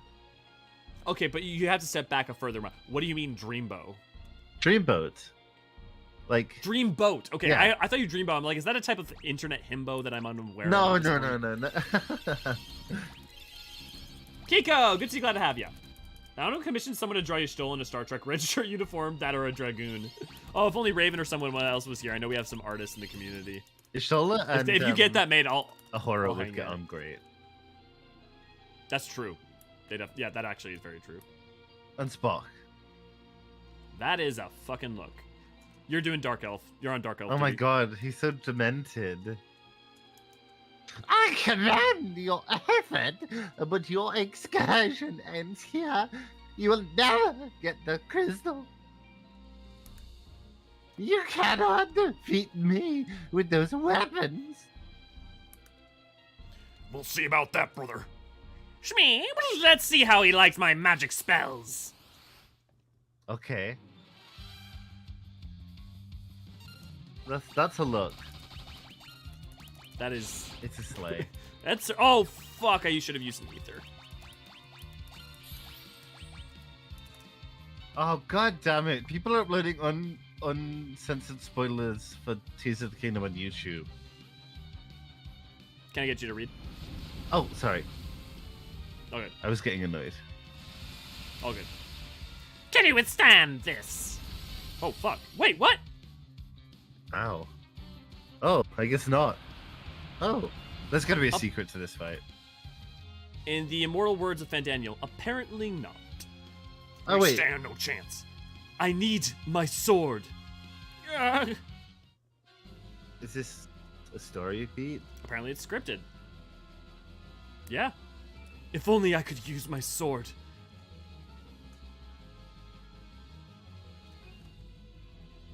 Oh, right, the twin harp. Oh, yeah, that's right. Cecil is in danger. They're all in danger. Have a good one, Lynn. Oh, Edward. He's trying. It's good. It's You're good. in no condition to go anywhere. Where are you going? To get my... You can barely sit up. Please lie down and get some rest. I don't care what happens to me. I'm the only one who can save them. I don't. Okay, you know what? Playing this game, I don't know why Edward gets such a bad rap. He's fine. I feel like, look, he was a little bit scared one time, but he's kind of done everything he can to try to make things right sense. Yeah. I also like that we're getting a struggle that isn't combat focused here. Like we're getting something, Yeah. an alternative drama. Yeah, very character driven. He just starts playing Wonderwall. What an edit. The twin harp sounds the melody from Edward's harp. That melody. It's Edward. Yeah, this is torturous sound. That was cool. His dick got blown off. He cannot control the magnetic field while I am playing. Now, draw your sword. See, but his spoony bardness is a pro. Yeah. Right. See, but I was using him, Daniel, earlier, and he was actually pretty great. Oh, don't forget when to I was ether. like when we had him before. I think I used an ether in the fight. Oh no, I didn't. It didn't go off. Okay. We got our asses kicked. Man, this is a cool idea. Like, just like the music's playing, we go, like, I appreciate this. It's not just like an insta-fail, oh, you fail and then the boss gets defeated anyway thing. It's like, no, like, it's a story moment. They're really up in their game. Yeah, me. You. Yeah! My throat is gonna explode out of the my noise body. you make was my fault.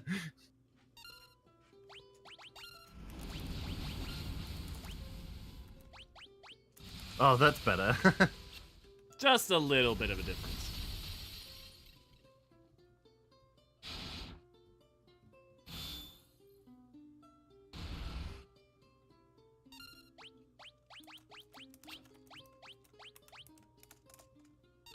Kick his ass, Tella. Oh yeah, I know that it's the same model. Well, the model isn't the right word. It's the same sprite, Bremblebear, as the first game. But it just never stops. It never stops to impress me how crazy the model is. Wait, Yang's a pig. How does one? Kill pig. How does one cure pig? Actually, do you have a Suna? You do have a Suna. Pig. That's so cute. He's so cute. Oh, Tella's about to die. I will heal him when I have a moment. Diet food. Oh my god, that's so mean. That's how you Wait, diet cure food it. is actually how you cure it? That's amazing! All you. Say your prayers. Oh. Oh, okay. It's an improvement. He became a noodle boy. Cute. He looks like a Digimon. I forget which one. Wait, I can only use Hermes shoes on this guy? Oh, that's stupid. That's stupid. I know it. Kudamon. He looks like Kudamon from Digimon.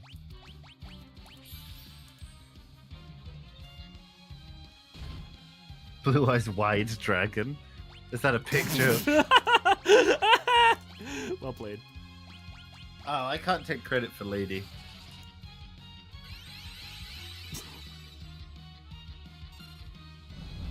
Diet food and most body shame of all Final Fantasy items. That now I want to think about that. Now I want to think about if that's true. I can't imagine it's not. Okay. Why give me Sid to study if there's not going to be anything to study on bosses? Like, that does feel like a missed opportunity. Yeah. To, like, make a boss mechanic that's tied to that. No, I agree. I agree. Completely. It's kind of disappointing, but you know what did it better? 3, the with the scholar thing, the way that works. But I But here's my problem: is that mechanic was interesting, but the designs of the fight weren't necessarily all. They couldn't be made to assume you had it. Yeah, that's true. But I think they made up for it in other ways with the item use stuff that was kind of interesting. Sure, like it was fundamentally very interesting, but like the oh, fuck. Ah, damn it, Sid. So in the 3D re-release, he can use upgrade to add elemental damage to his attacks with offensive items. Oh, that's cool. Yeah, That's cool. okay. This cannot be with the crystal, my eternal life.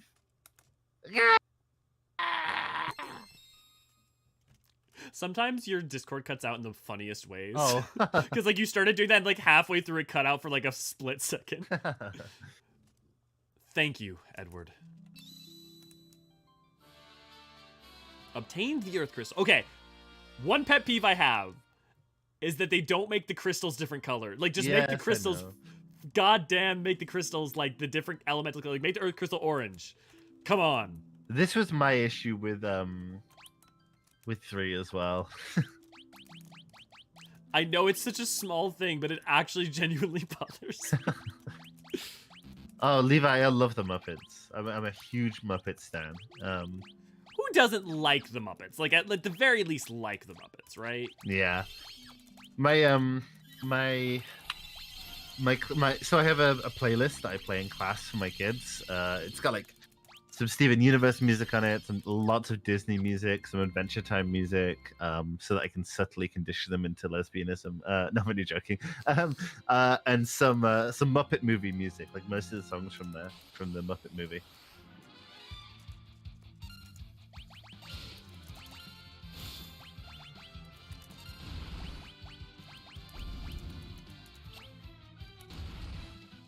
So, do the quills not have lightning, like elemental? It seems like it. I also used thunder attacks on them and didn't heal them, so it doesn't seem like they have that specific association in this game. Also, they technically are cat-she rather than girls. I guess it's true.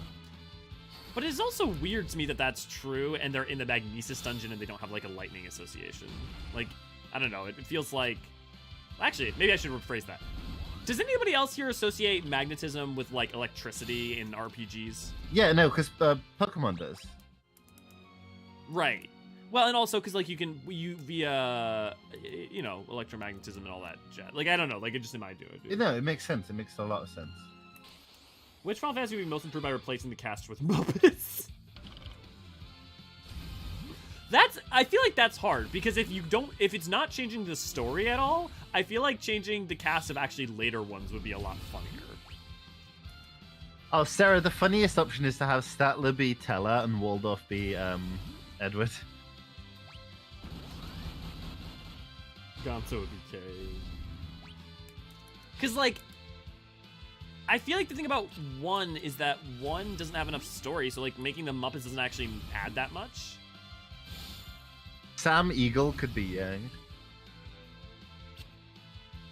4. I feel like starting with 4 so far, I would say like the more narrative heavy they get, almost the better they get. The only thing is I wouldn't say something like 15, although okay, the idea of like a 15 Noctis Muppet teleporting around is hysterical to me.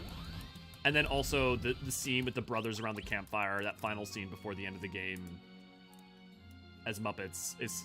I feel like it's kind of sacrilege to suggest that, but also no, it's not sacrilege because the Muppets are fundamentally elementally wholesome.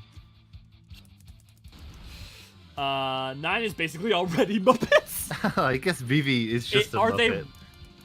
Are they wrong, Niniri? No. Oh god, would the Queen of Alexandria, would Garnet's mum be Miss Piggy? Miss Piggy? Yeah, that would be so perfect. That'd be really funny. The only problem is, I think she'd kick Kuja's ass if Kuja tried to pull anything on her. I love the idea that like Kuja or like the what the fucking the parrot, what's his name? Oh, not The final boss Kuja. thing. Yeah, no, Kuja. Kuja and Garland. Yeah. Garland, yeah.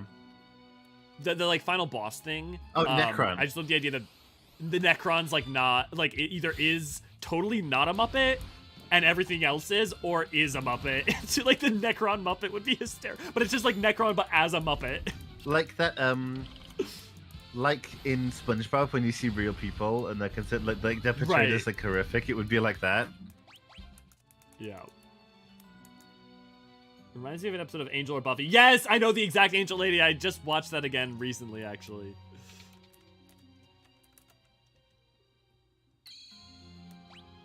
"14 is done by Muppets. Like 14 Muppet Theater will be hysterical. You run out of Muppets I guess pretty quick though. Right. Well, no, I think I think if you did 14 Muppet Theater, you just have to do the 14 characters, but as Muppets, like as Yeah. you know, the true. the dolls, rather than replace them. The final season of Angel. Season 5 is really good. It's a shame it ends off where it does, but boy, is it just dour. You're gonna strangle man. me, Elio, but I've never watched Buffy. I'm not surprised. That doesn't actually. Watching Buffy with you, or like you watching Buffy, though, would be so fascinating because of like there's so much good and so much interesting and so much to talk about with it that you would find in particular interesting, while also it being a relic of the like late 90s and early 2000s in a way that would be so interesting to like not even just critique, but to like consciously observe.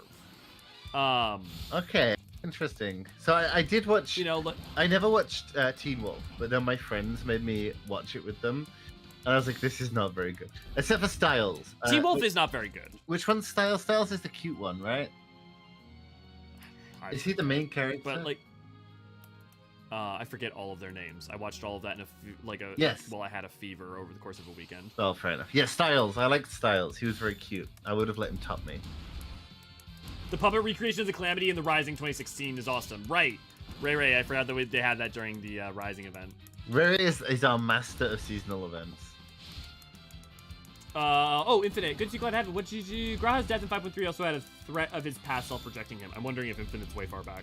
On Sola, his soul would have rejected and stuck in the crystal forever. Yeah, Demo's way behind on stream. I didn't even know. Yep, okay. I was about to say, like, that was from a while ago.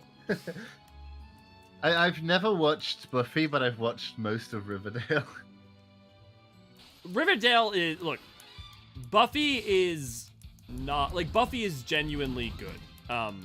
And I think its flaws are actually far more interesting at this point. Like, parts where there's, like, the late 90s gay panic stuff from, like, certain male character stuff. All that totally exists, but in a way that's time-capsuled, in a way that I think is fascinating to watch now, and actually in some ways important to see the ways in which we have made some progress. I will say Riverdale is arguably the most interesting piece of media ever made. I am not surprised you feel that way about it. It's inscrutable in a way that I quite enjoy. It's funny, I wouldn't have thought about it, but the second you said you liked it, I'm like, oh, of course, it's an Iniri show. It is inscrutable, incredibly melodramatic, and I don't know. It does seem up your alley.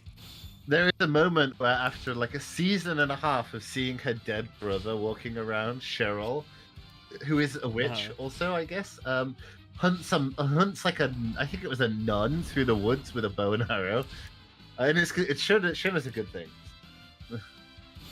But now it's been a while since I've seen that part, so it could be a while. I love the idea that we go back and like none of that's actually in there, and you don't you just dreamed it up. Yeah, right. No, I did. Well, you never know with Riverdale, but Cheryl is the best character. You're right, Levi. In fact, the only good character. Oh no, that's not true. Veronica's mum. Veronica. Veronica's dad. Sorry. Veronica's. Veronica's dad is absolutely hilarious.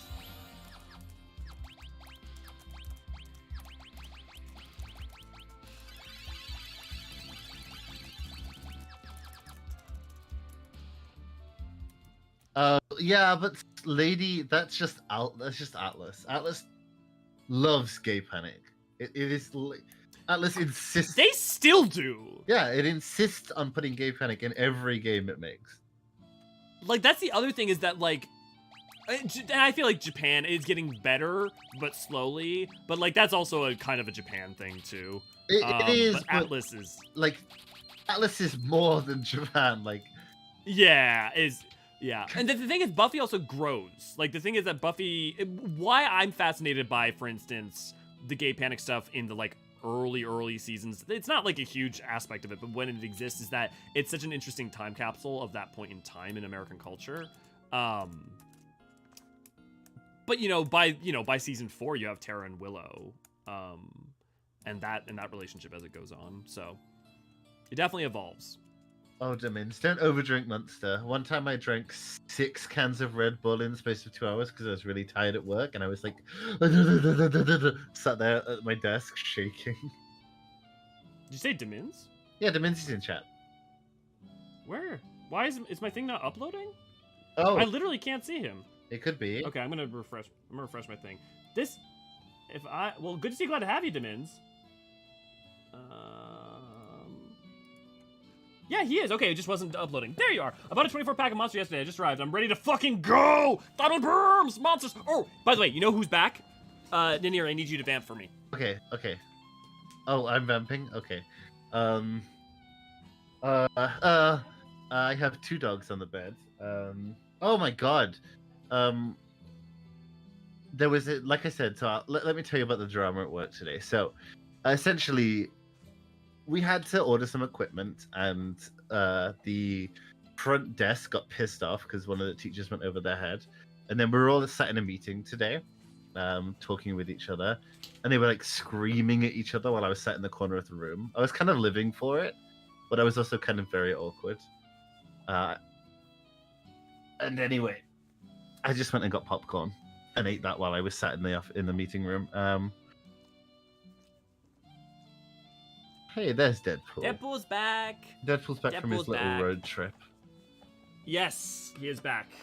And his Kryl outfit, I'm sewing on the ears tonight because I wanted to put it on him when I got the ears finished and have them all situated in place.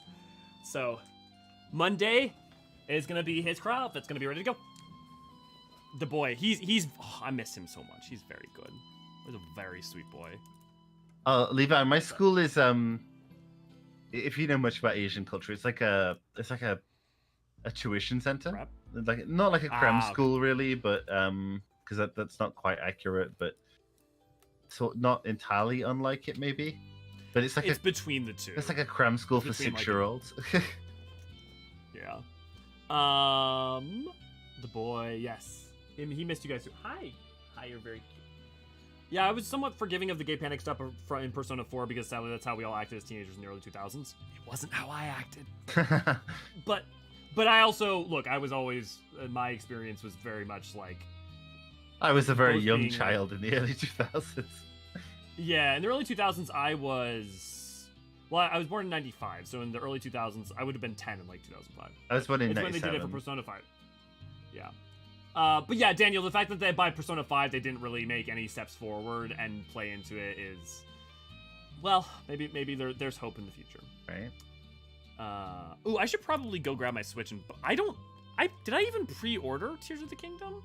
I think I'm gonna let people play it and I'm gonna watch some stuff on it first. Maybe I'll just stream it over on Twitch. I mean, like, I don't know. Are any of you guys interested in watching that? Oh, yeah, Asian schools do have better lunch. So the way that they work over here, most, like, normal schools, is that, AC, is that they open up tenders to, hawkers, over here, how to describe hawker centers. It's like a food court, but not. It's all, like, homemade food, by, like, for families and elderly owners and stuff. And you can get a tender to come in at lunch and, serve your goods to the kids. Real quick, Naniri. Two things. One, we got to read the story, and secondly, do you want to explain the gay panic stuff in P5 afterwards? Yeah, sure. So, first off, oh, actually, it's ladies. Would you like to do them, my friendo? Oh my goodness! The Earth Crystal. You have returned it to us. Hurrah!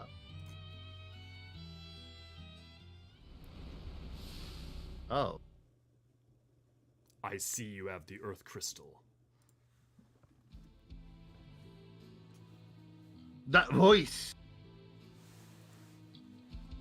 Kane! Board my airship and bring the crystal with you. I'll take you to Rosa.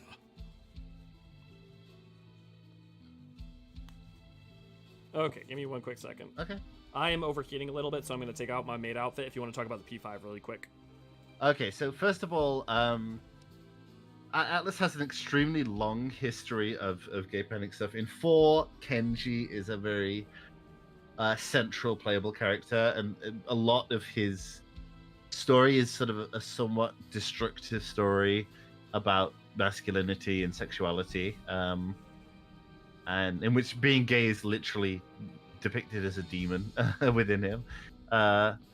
And then 5 sort of doubles that. Catherine, we should also note, is kind of about trans panic.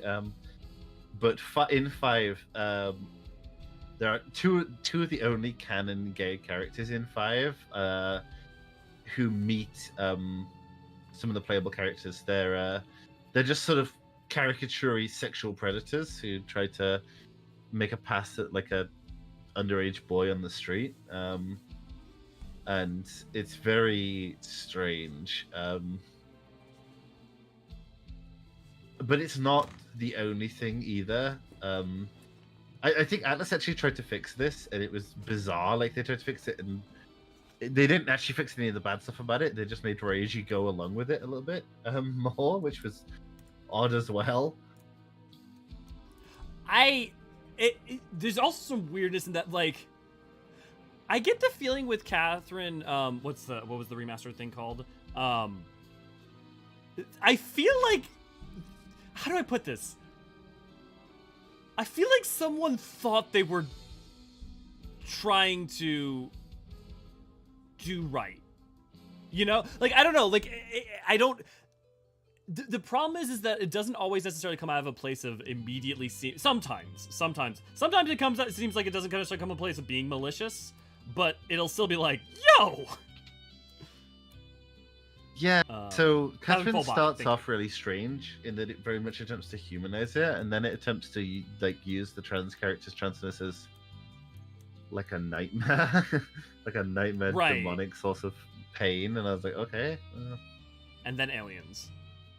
Catherine is a very, very, very strange game. Yeah. Pretty fun though, actually. This is the weirdest strip club I've ever seen. You're welcome for the show. I got a gil for every consecutive stream Elio gets undressed on. I'd have 2 gil, which isn't a lot, but it's strange that it happened twice. I've never been to a strip club, so I don't have a lot to compare to. Well, hopefully I don't get liquid doused on me again, so that I have to take off all my clothing.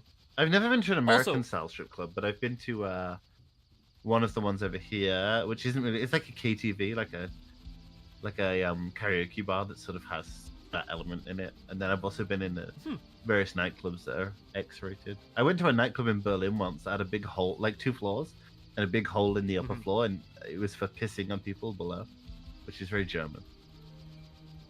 Very.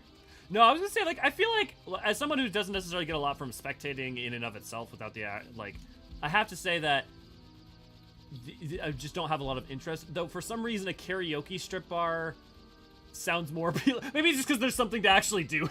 Well, the benefit is also that I suppose if you're into that, there is sex work there. Like, it's not just a... Yeah, that is also available there in Singapore. Because sex work is legal.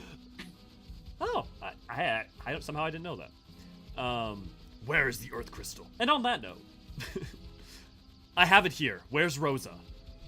In the Tower of Zot. Now come aboard. Right, because it's not called Babel, is it? It's called Zot.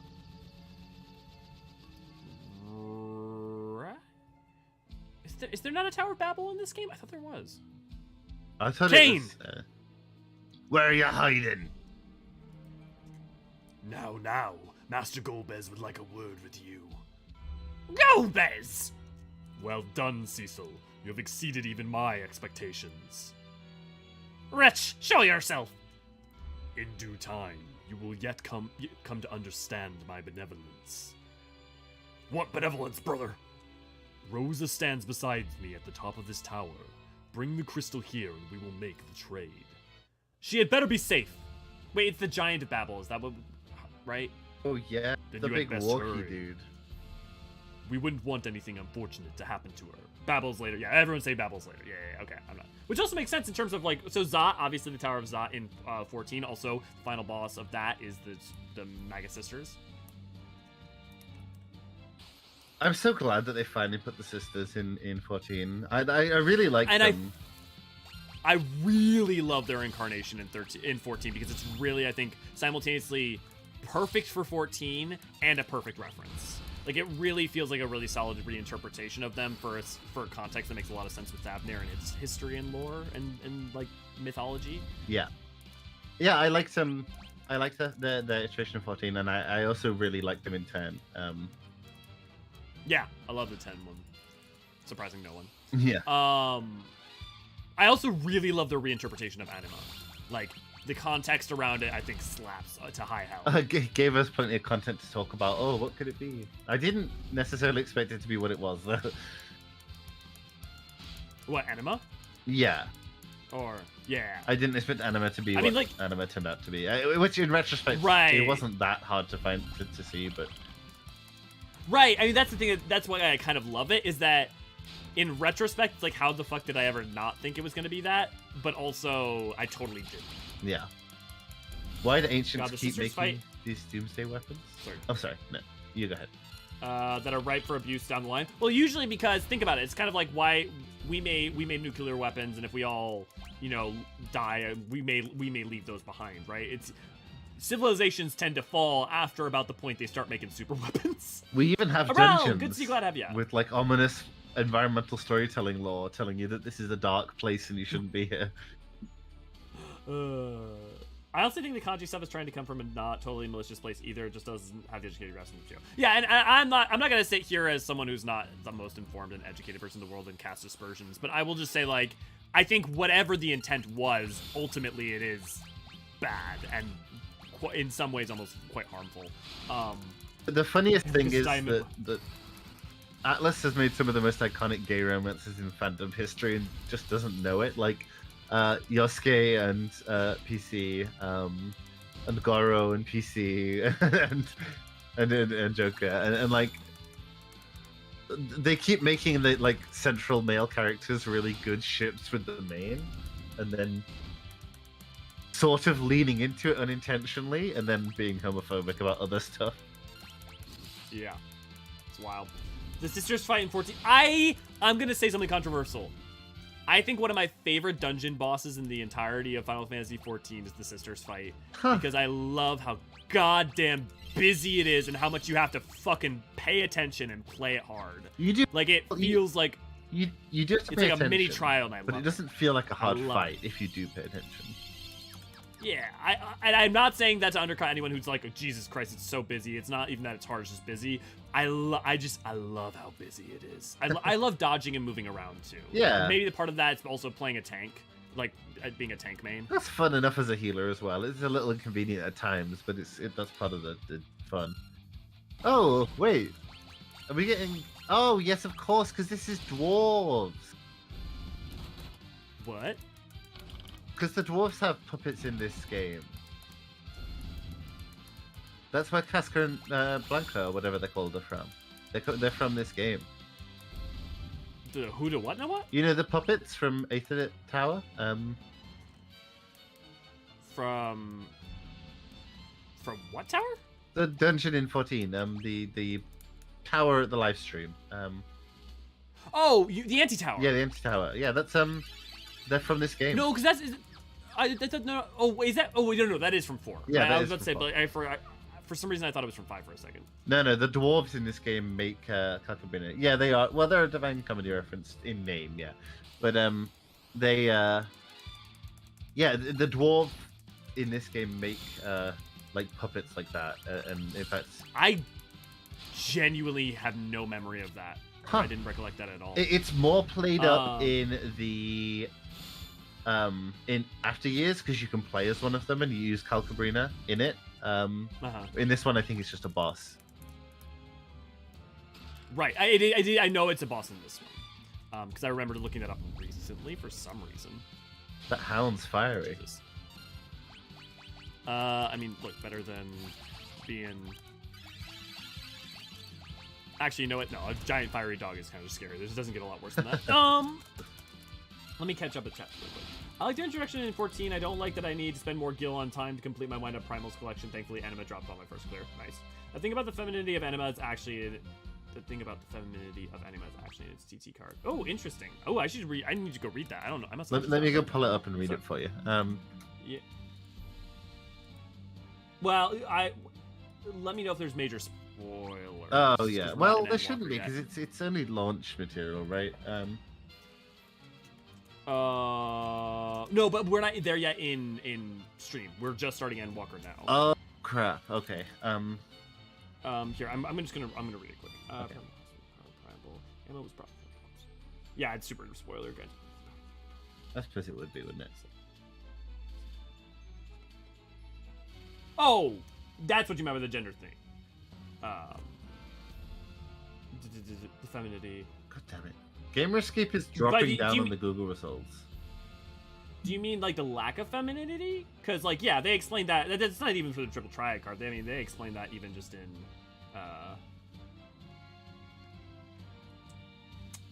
What is the anima? Wind up anima. There it is.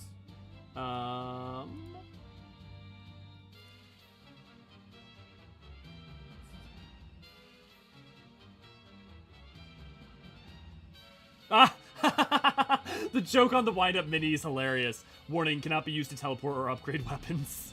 Because in 1.0, the energy you used to teleport was called anima, and the anima weapons... Yeah. That's funny.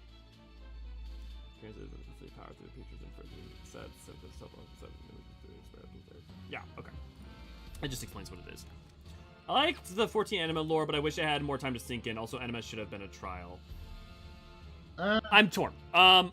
Here's my thing, is that the 3 trials that ended up being trials were more important to be trials than anima, so, but yes, I would have liked anima as a trial. I also think as a climax for that part in the story, it makes more sense to be a dungeon, and in terms of sinking in, I think the thing I would say is that they do a good job of setting it up as early as Zant, and, like, foreshadowing it pretty heavily.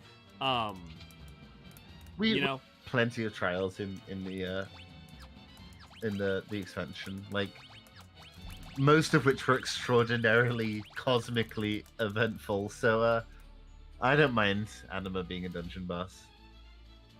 I mean, if you just think about light, dark, and end as the 3 trials, there's like a trinity there that I feel like is really important.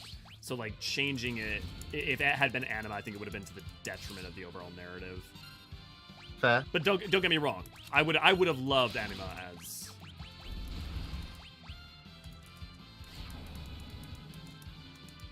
Yeah. Momentum really picks up here.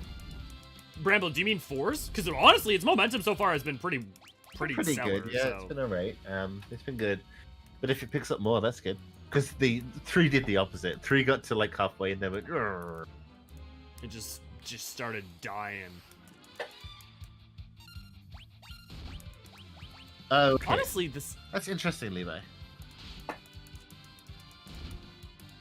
They said in an interview, if we would have had a Garlemald expansion before Endwalker Anima, would have been the final trial. That makes sense.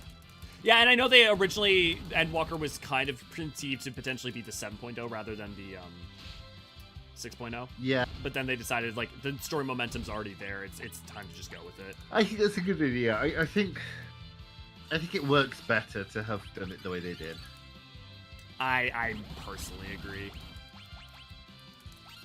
I don't know what would have necessarily been added by waiting any longer. I mean, like, I think someone might argue, oh, well, you know, the Garlean stuff could have had more to it. It's like, but I feel like it already has as much as it needs. I don't know what else you do with it, really. Introduce new warlords, sure, but what does that actually add to the narrative? We've had enough. And then what would you even do as the trial stuff? Not the trial, the raid tiers. Oh yeah, ooh, that would be. You would probably what you would have to do is they should have added like Dalmasca, or they would have had or other parts of Ilsabar like Corvos, right? You imagine they do something like that, and then the Corvosi, and then you could do like seeking through the like the ancient Allegan relics of Corvos. There's like monstrosities that sleep beneath the earth or something. It just feels so retreaded, though, if you know what I mean. Of like coils. Yeah. No, I agree. Hey, Levi, in this house we stand, Stormblood. You don't have to, of course, but I do. I think like having replayed all of it, I think Stormblood has two big issues. One of them is going to sound insane. One of them is the fact that its pacing is really bad in terms of it starts, and then as momentum starts to build, it stops wholesale and restarts again in Othard. It does. In a way that like just it really undercuts it. The other is there's not enough Lys. The problem is that the story does not give Lys enough time to shine and enough character moments and like meaningful character interaction or moments of competence until effectively you return to Girabanya and a little bit in the step. And the problem is it needs to be spending the entire goddamn adventure building her up, and it doesn't. And so when it tries to pay her off, it fails. True.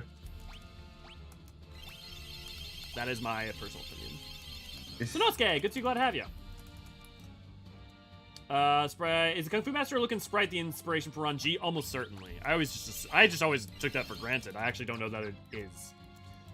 14's not super equipped for doing a war expansion. Look at Stormblood. But I would deeply disagree that Stormblood does not fail on the war side of the expansion. Like, I don't think telling the war story is in any way what Stormblood fails at. I think Stormblood fails at its characterization at certain key moments for some of its characters, which makes it less compelling. I really like the Garlemald stuff more as a meditation on war than did like Stormblood. What Stormblood had to say about it. Yeah. You know the Garlemald. Well, the problem is like even Revolutions. I agree. Look, Endwalker is a trillion times more deft in terms of dealing with war than Stormblood is. So in terms of like execution, fair enough. But I would say like, and I think that's even borne out in the fact that Revolutions is trying to say the same things that the Garlean section is. But I also think you don't get that Garlean section without Stormblood. The Garlean section doesn't pay off right if you don't have that expansion. And while that expansion could have been done better, I do think it's fundamental to getting to the point that we do later. I think that's true. But it's also true of like ARR and stuff. But then again, I guess the whole game. But sure.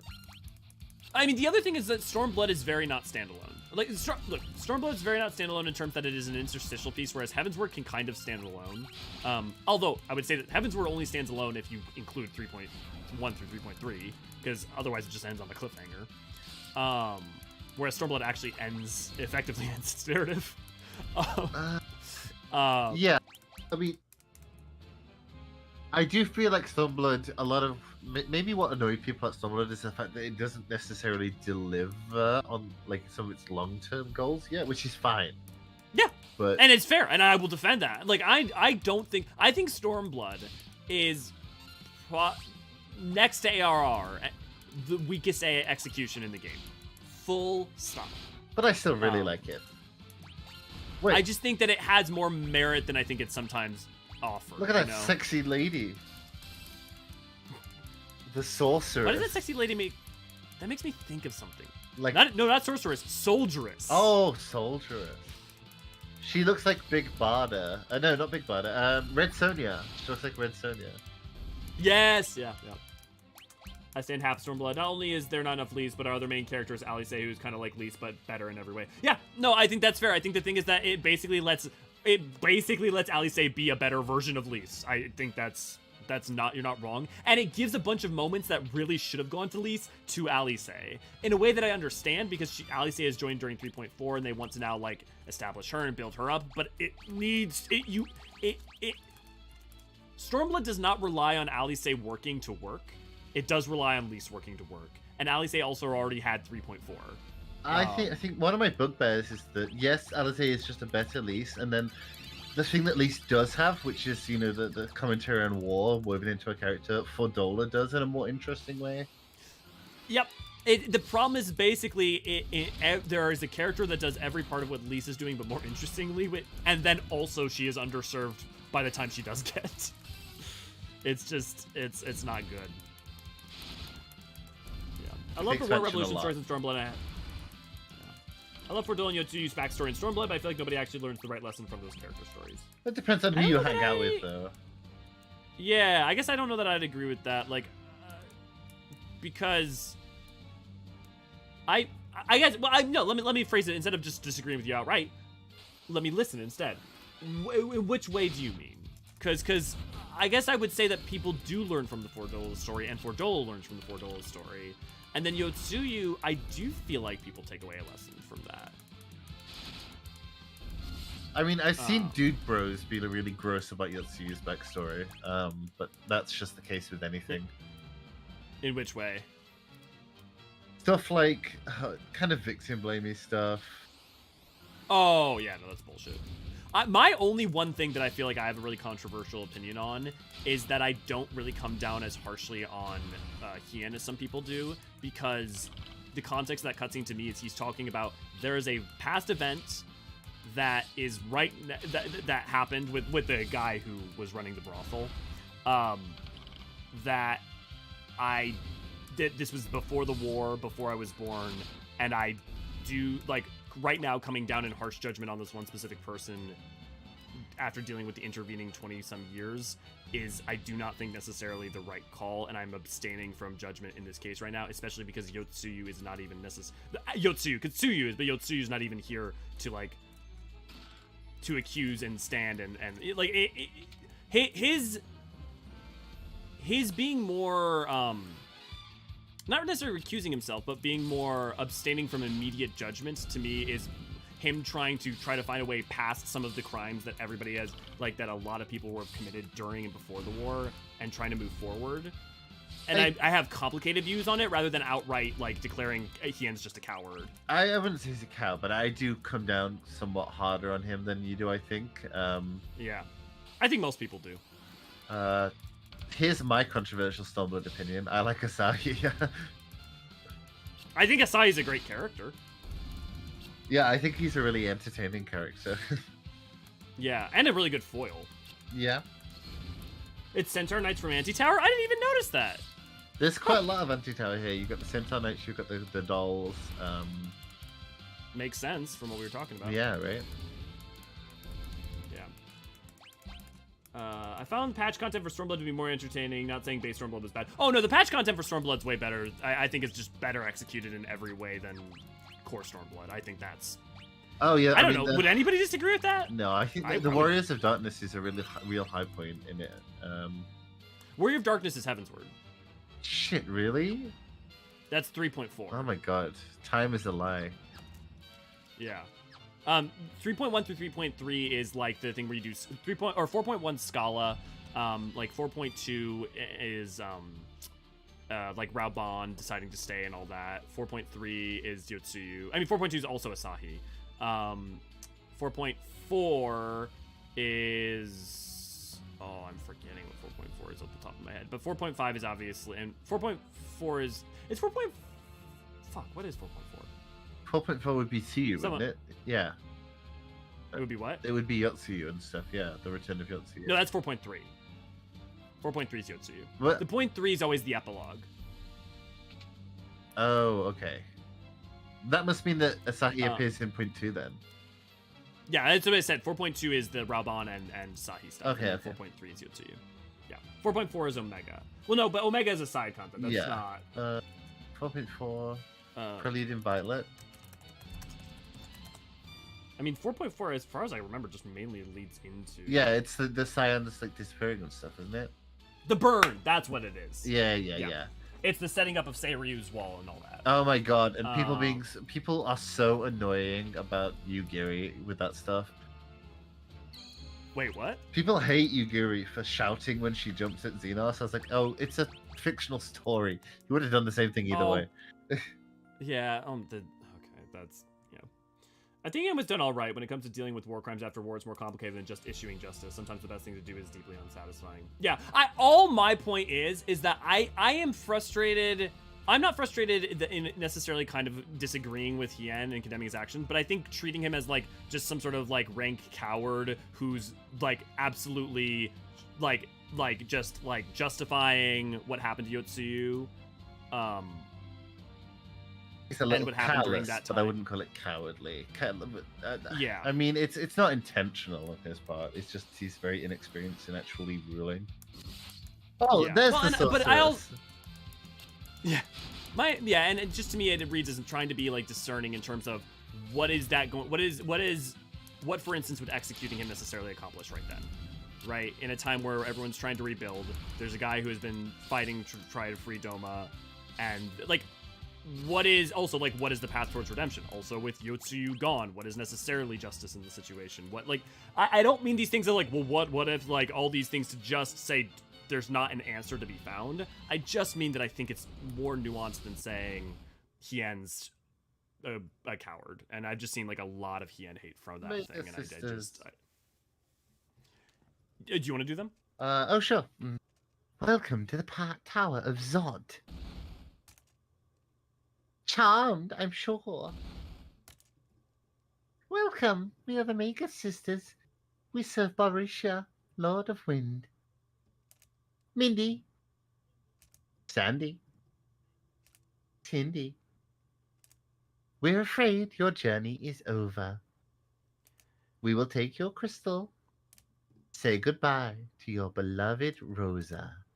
Delta attack! They just turned into a Gundam or something. I'm obsessed with Cindy's design.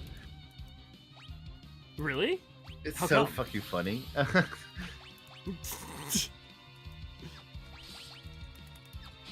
Fodola's story is more nuanced than most of the things that in Stormblood, but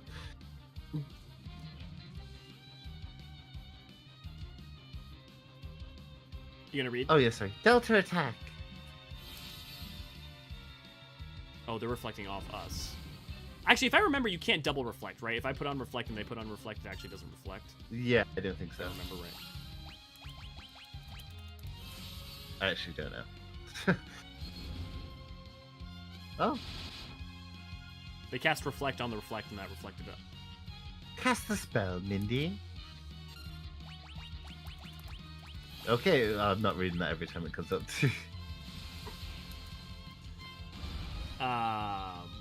But also, look, I'm not expecting everyone to agree with me, and I just think, that part of Hien being discerning is a judgment made not just from abstaining out of cowardice, but out of trying to find a better way forward. I don't really know where people get Oh. cowardice from. I don't think cowardice factors into this. And I think that there are other motivations that you could criticize him for, but I don't think cowardice is one of them. I don't know why he would be. Cowardice, apathy, misogyny. I've just like heard a lot of different things. Yeah. That are just like a level to which I just don't think is frankly apt. Yeah. Well, Levi, Kasetsu does kind of take you out of that situation. Kind of. At least Here,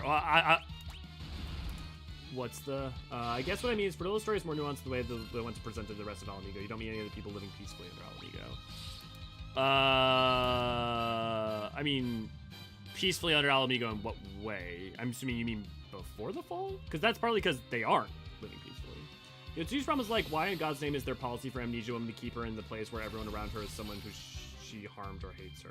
Well, they're not doing that. They're keeping her in. Well, one, Hien as a leader has to evaluate whether or not she's sincere, and two, they tried to keep her away from the village. They like specifically try not to do that, and she escapes. Right?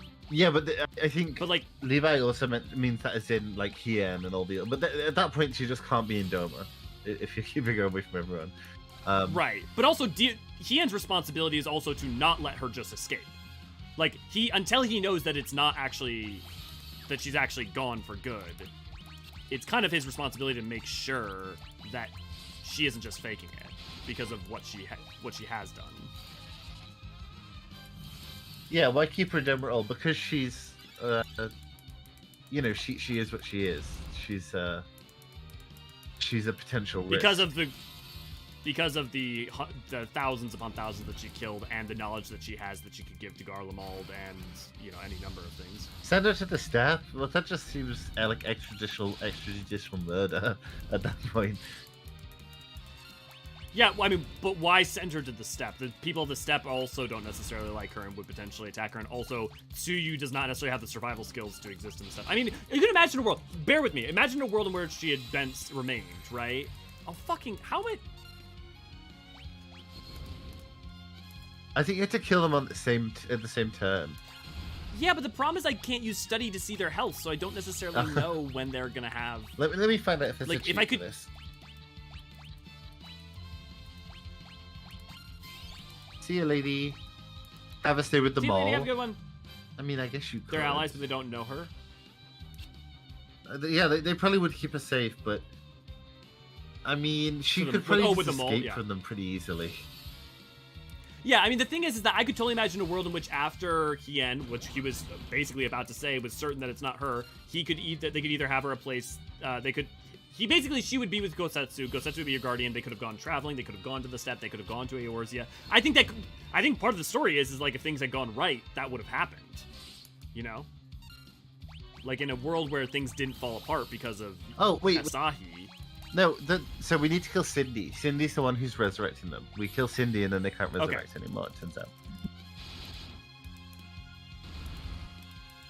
I don't think this is like a huge... The only thing I could have seen would be sending her over to the Alliance in Eorzea and having them detain her.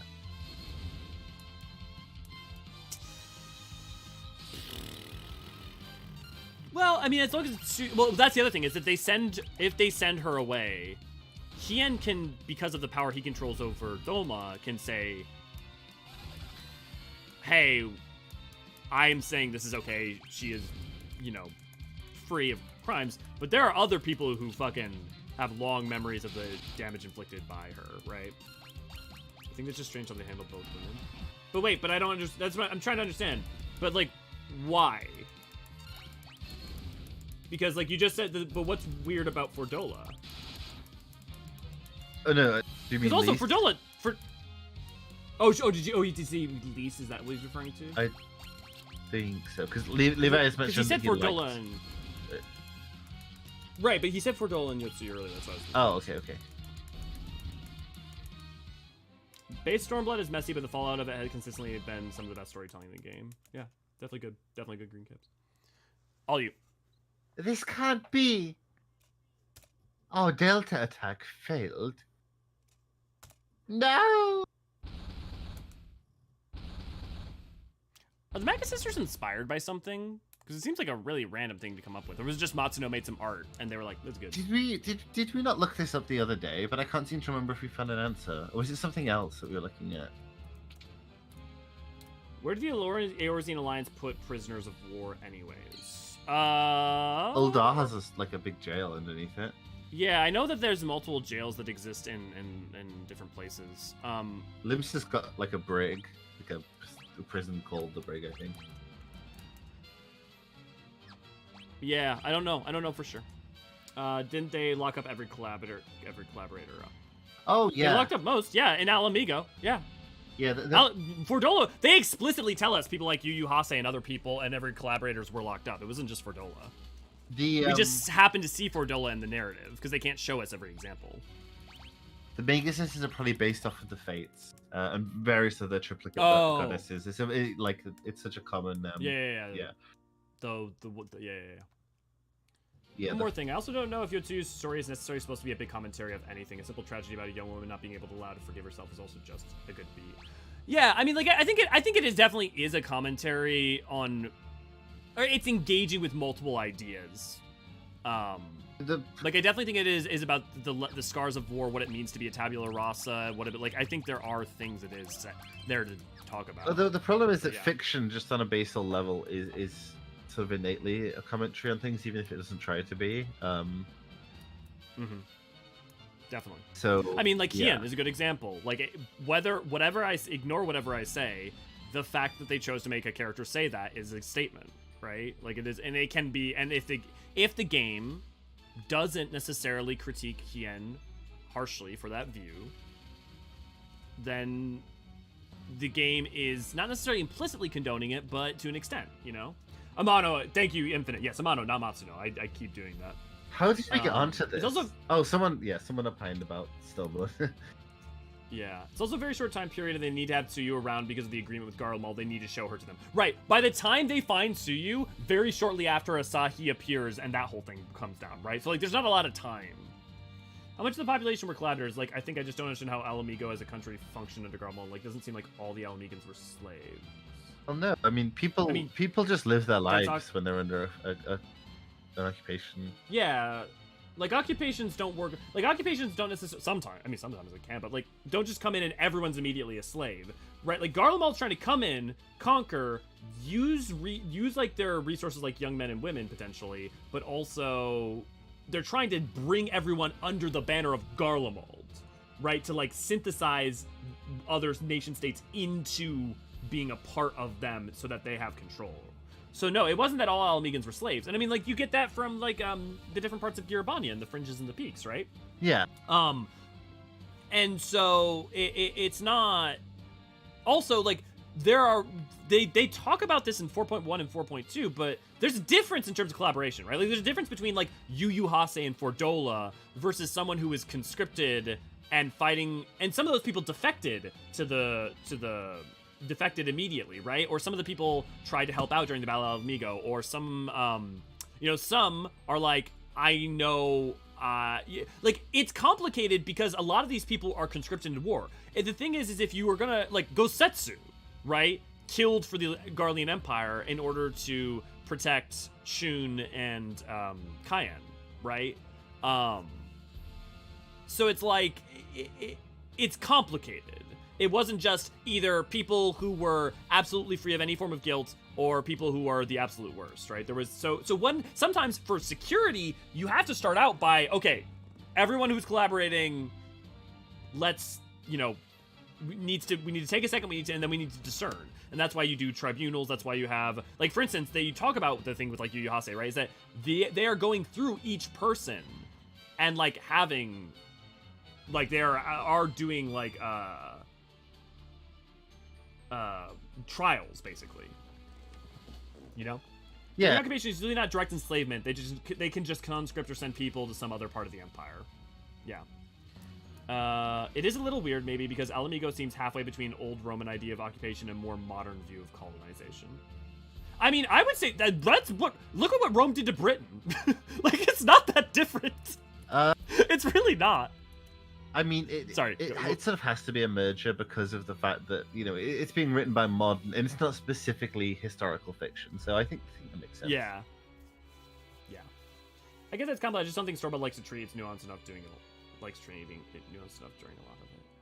I guess the thing, Levi, is that, like, I'm with you that things fail throughout Stormblood in some specific ways.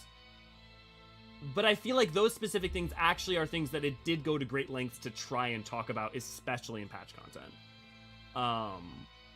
Which is kind of important because you can't talk about some aspects of that before the war has happened, right? Like, you can only talk about what it means to, like, have prisoners of war post the war, so you can't talk about 4.0, you have to talk about 4.x. Right. But yeah. They're technically free, but have no rights and extremely far from home. Yeah. Yeah, okay. Welcome. Gomez! Where's Rosa? First, the crystal. She better be alright. Hand over the crystal now, or she dies. Here, take it. Hand it over, the earth crystal. There, now where's Rosa? Rosa? Whomever are you talking about? What? You double-crossing cur. Oh, that was a bit Alamigo. What turn her this minute? Ignorant dotard. What a word choice. Have you no idea whom you are dealing with? Shmee, how could I forget the monster who killed my daughter? Vengeance will be mine! And here's the part where Tella's fucking hype as shit. Yeah, this is a good moment. I do like this moment with Tella. This is the best, you know what. Mm-hmm. Also, thanks for engaging with me on that stuff, guys. Such feeble spells rather befit the decrepit old fool you are. I'll show you, decrepit! Thundaga! Blizzaga! Pretty cool, to be honest. I must cast Meteor. No! It'll destroy you, brother. I have no choice. Witness my ultimate spell! Meteor!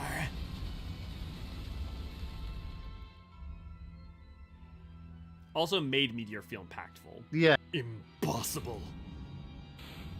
pretty It's like cool. the one time I feel like Ultima or Meteor like felt like really as hype as it should. Maybe 7. Okay, no, that's right. That's fair. But yeah, I agree outside of that.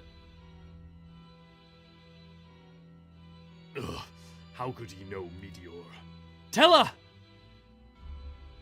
Wait, why is Kane passed out? Did he get hit by Meteor? I guess so. It matters not. The crystal is mine. Kane! Why are you taking a nap? Ugh. So Meteor broke my spell over him. Oh! Cool. So be it. He no longer serves any purpose. Mark my words, Cecil. Someday I will destroy you. How did he... Go Bez! How did he What? cast it inside? Hey, just imagine like it's a like they're summoned from like a hole in the sky, where they like tears a fabric in reality, Okay. rather than like literally cosmically bringing them down from the sky. Kind of like like the Star Scourge stuff. Yeah. Impudent fool.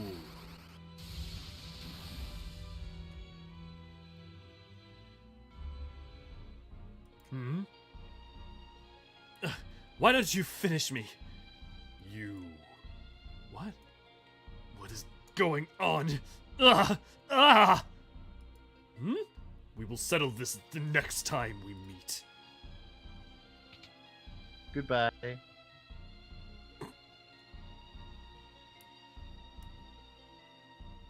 Cecil. Are you okay? Yeah. I'm all over the place. Meteor must have weakened him. Tella, are you hurt? He's dead. Oh. I failed. Keep still. I'm such a fool. I lost myself in my own hatred. Avenge my daughter. For me. I beg of you. Tella! No! Get up, you old geezer. Tella. I'll bet your daughter's mighty proud of you. You did good, old man.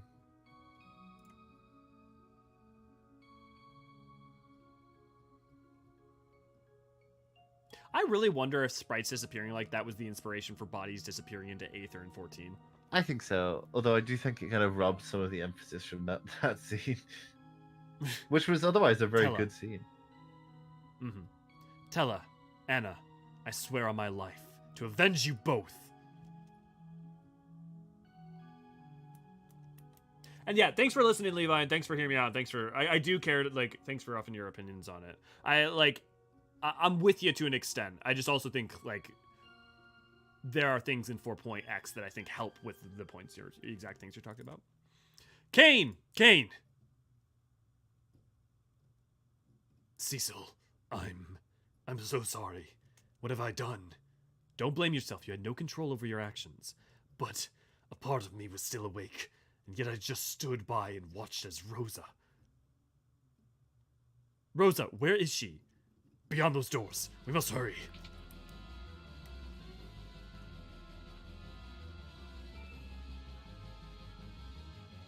Cecil.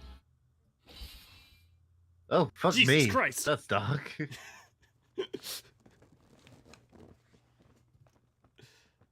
Rosa. I knew you'd come. You know, it's funny. As a kid, I never really felt much for like their musical theme, but actually, I'm really starting to vibe it. It's pretty good, right?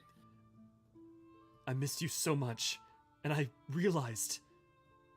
Cecil. Mm. You realized what? Spit it out.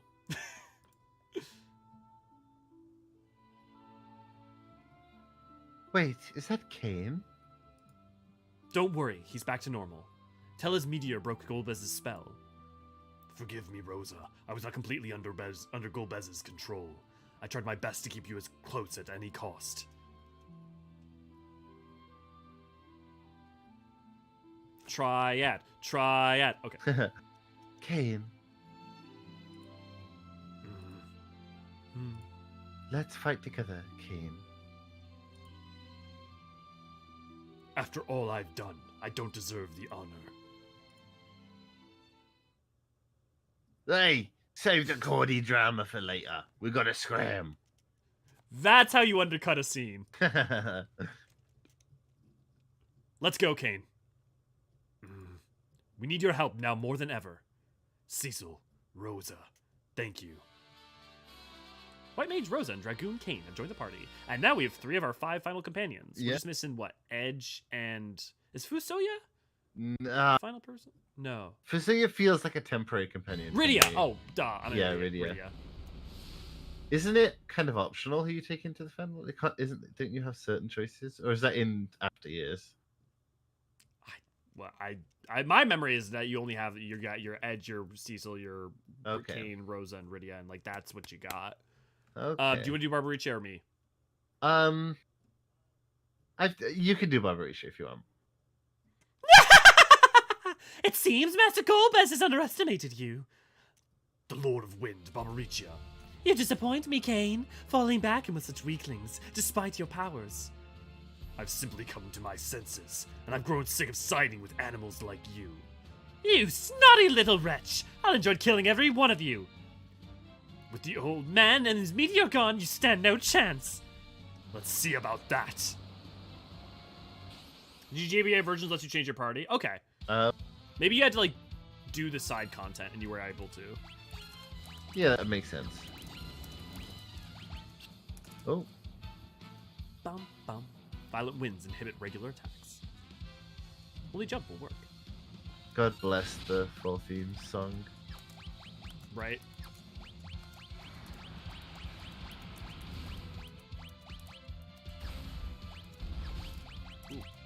This has been a really long dungeon, but it hasn't felt like annoying. No, it's felt rightly paced. Yeah. Like pretty much all of the ones in 1 and 2 were very annoying. Without question. They just always felt the wrong pace. Yeah, the wrong pace, and they just felt like that they were trying to drag it out rather than actually do something. This one has had plot beats throughout the entire dungeon, which is like a huge improvement. 3 was a little better. It's got rid of some of the annoying gameplay, but it didn't quite improve the pacing. Yeah, 3 definitely.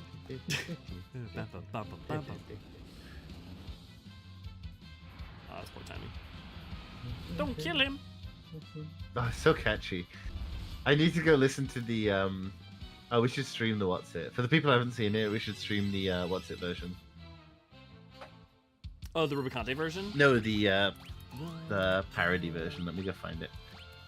Oh, okay.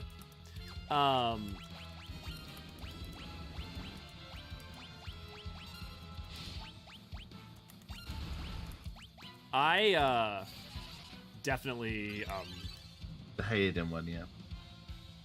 have you watched? Did you ever watch our lyrical lore on that Nineri? On the Full Fiends one, or on the Rubicante one. The Rubicante one. I watched it. I watched a little bit of the Fortune and Crimson one, yeah, but I didn't watch it in totality. The speed of those lyrics. is Yes, wild. they are fast. Yeah, there you go. I sent it to you to watch for after we've done this dungeon. Sweet.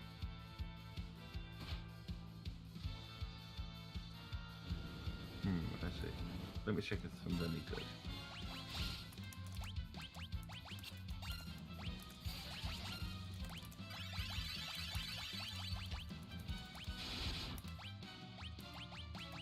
Yes. Okay. My god, that was deafening. I got new headphones today because my last ones were like doing that really annoying thing where one goes really quiet and the other one doesn't. Oh, that's the worst. Yeah, it absolutely drives me goddamn nuts. So I have new ones now, and if I put anything on too loud, I'm immediately deafened because new headphones. the darkness, be by fear consumed. Levi wants to know if you're going to be streaming the live letter in the morning. I Oh assume yeah, yes. we stream every live letter. Yep. I'm probably gonna. So after this stream, I'm gonna be heading over to Chris's stream for Work to Game, we're gonna be talking about the geography of Final Fantasy versus the geography of WoW. So that is gonna be a really interesting conversation. It is an interesting conversation. I probably should have pressed attack. That's gonna. Yeah, that's not good. At least she's more difficult than goddamn what's it was. Yeah, fucking Cagnazo going down in one goddamn hit. Yeah. Tello really the MVP there. Yeah. Yes, we always stream live letter. Yeah. In fairness, Tella was the MVP in this dungeon as well. Yeah. Just not in this fight. I mean, Tello just always the MVP, right? Yeah, Tella's a good character. I like Tella.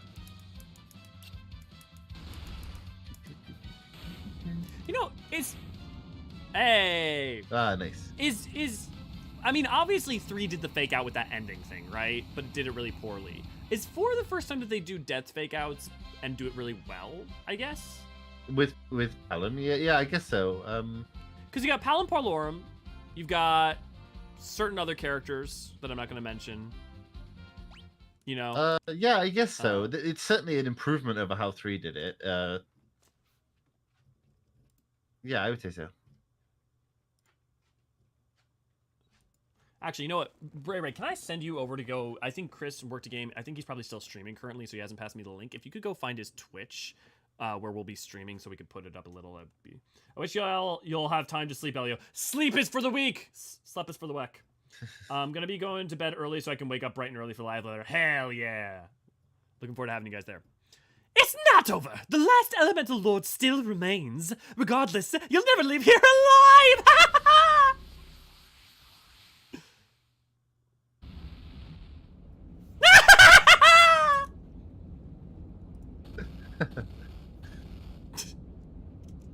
The tower's collapsing. Damn it.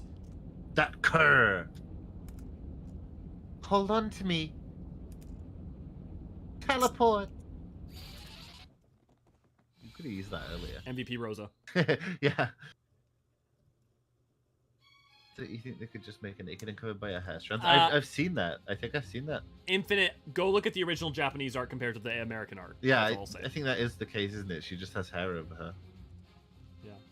Will there be a VOD of the geography discussion? Life has suddenly gotten more busy for me, so I'm missing more than I'd like. No, yeah, Sonosuke, I'm almost certain there will be. I'll try to make a habit of throwing them up over in our Discord, either in general or somewhere.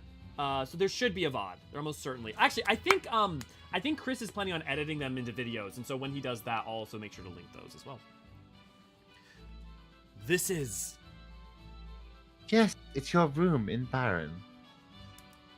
Now that we've taken care of the Fight King, there's nothing to worry about. Cecil, there's something I must tell you. What is it? It's about the crystals. Well, we've lost Troya's Earth Crystal to Golbez, which means he now holds all the crystals. Not quite. He only has 4. You mean there are more? I've heard the legends, but they can't be true. You can't mean... They are. The dark crystals are real. It's a show on Netflix and a movie from the 80s. All you. Makes sense. After all, our world has a light crystals. I love your accents. Ugh. So where are the dark crystals, brother? Some other world, perhaps? Exactly. So you see, Golbez only has half of the crystals. Now that we know they exist, how do we go about finding them? Golbez knows their location. Then there's no time to lose. Where are they? They lie under the surface of the earth, in the underworld. That place can't where be. the Four Fiends have been talking about being, like, constantly. No, they said Netherworld. They said Netherworld. They didn't say Underworld. Different things. Underground? Are you sure about this? That's what I've overheard Golbez say. He also said that when all the crystals of light and darkness are gathered, a path to the moon will open. A path to the moon? I'm not sure exactly what it is, but this key will help us get there. Here, you take it. Obtain magma rock. This is a key? I was about to ask that same If we question. use it, somewhere it should open a path to the underworld. But where, brother? Yes, where do we use it? I wish I knew. Kane's thinking something. No, so Sid's thinking something. Ah, no worries. We'll just fly around the world on the Enterprise till we find a place. But we lost the airship near the Tower of Zot. My baby's equipped with autopilot. I'll bet she's flown back already. Then we have a plan. Sid, what would we do without you? Isn't Rosa his daughter? I think so. Isn't Why is he? I that's it? shouldn't he be- what? That's always what I thought. Is her name Right. Rosa? Well, but it's also then it's just like she always refers to him as if she's like a compatriot rather than her father. You know? Yeah. Which is Is she not? interesting. Maybe I'm wrong. All you. Uh-huh. She's not. Who's her father? Where the hell then? did I think? Let me. Okay. Because Rosa Jonah Farrow. we do hear about her father, right?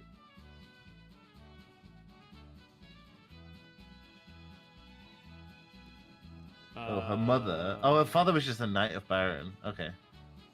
Why the fuck did I think Sid was her father? Huh. I don't know where I got that from, because I also thought that. I wonder why the hell I thought that. Sid says she's like a daughter to him. That must have been it. Thanks, Levi. Okay. Oh, you- Alright, we leave first thing tomorrow. Let's rest up for our journey to the underworld. I wonder if it's literally was different kanji though between the underworld and the netherworld. I wonder if it was literally like the underworld and like hell for the netherworld. We could admit. I still don't understand. Why didn't Gomez finish me off at the tower? Cecil? Sorry, I was just thinking aloud. Come on, let's get some rest. I mean, it's a pretty Yeah, good you're gonna question, actually. I was just imagining there being a cutscene there where like she comes in to like sleep with him in the middle of the night, and then like, yeah, you two fit on that twin size mattress. All set. Oh, what do we think about calling it? I am super tired. Watching the parody video and then calling it. Yeah, no, I think that is probably a good place for, because I know, yeah, you're probably dying.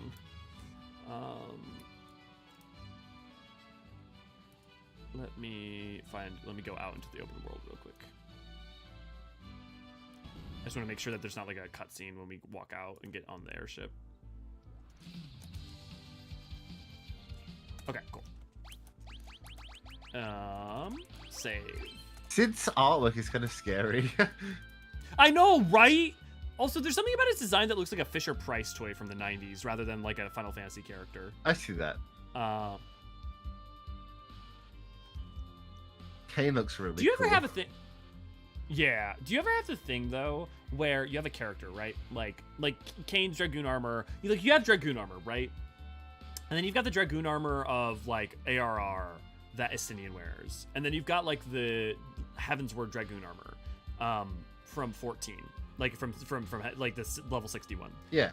And those are all Dragoon armors, right? Yeah. But they're all visually, if you look at them closely, they're all visually incredibly different, right? Yeah, if you look Do you closely. ever sometimes Right, but do you ever have that thing where sometimes if you don't look closely, you kind of just think they're like in your mind, you kind of just store them as all looking the same? Yeah, of course, yeah, absolutely. Okay, cool. So it's not just No, you definitely have to look closely at it, because if you don't, then it's just like, oh, it's just like a slightly different vibe of Dragoon. Yeah. 16. Okay, so what you sent me a link, linky dink. Yeah. If you stream this, then we'll watch it. Yeah, we're streaming Hydaelyn's remix. Oh, is this? I mean, this is just the battle from Rukante. No.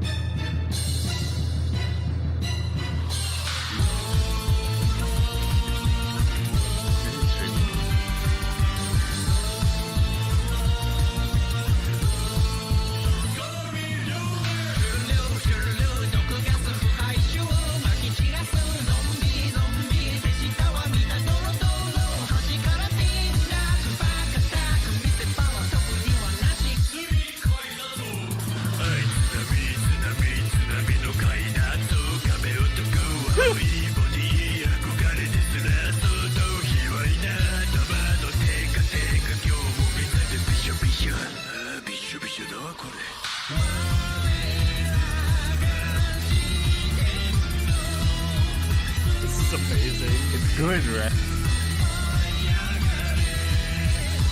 Can't tell if it's parody or not. I mean, it is, but it's not. It's perfect.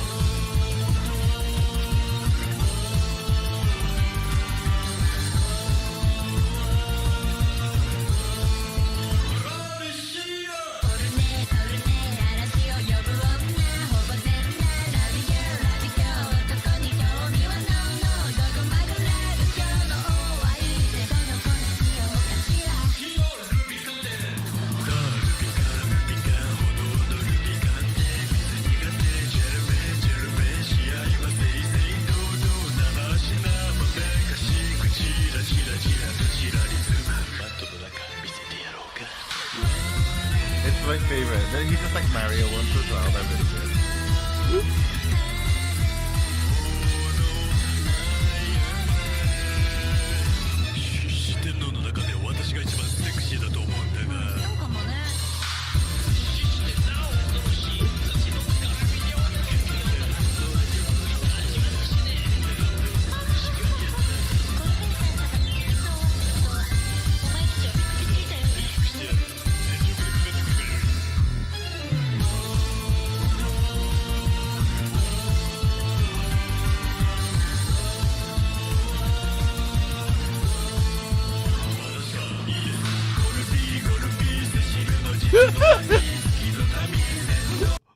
Okay, I'm actually gonna pause that because there's some actual spoilers in there. Yeah, there are.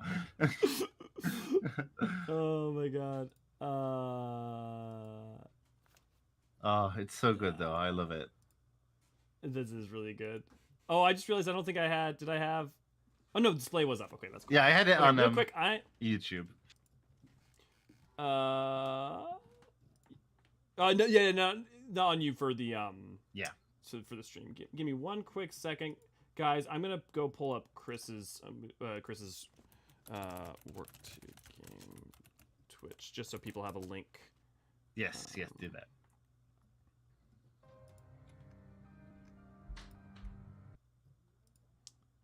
Cool. Here is the link for people who are interested in watching that conversation between me and Chris. And that'll be starting in about an hour or so, 2:30. Oh yeah. Final FF4's cast of characters feel disjointed. It's odd. Do they? I feel like they're a merry band of different people. I feel like they're characters. So I actually But, think like- they've done quite a good job in the characterization so far. The additional dialogue they've woven into this game, they've done a pretty good job of building ties. Like for example, Tella and Sid, you wouldn't expect to have, but they had like a fun little like conjunction about age and stuff. Right. Well, and then there's also Palom and Porlorum and having like a relationship with him, Cecil being like kind of the standard. Yeah, I guess like I wouldn't say that any more than 14 or any of the other Final Fantasies, really.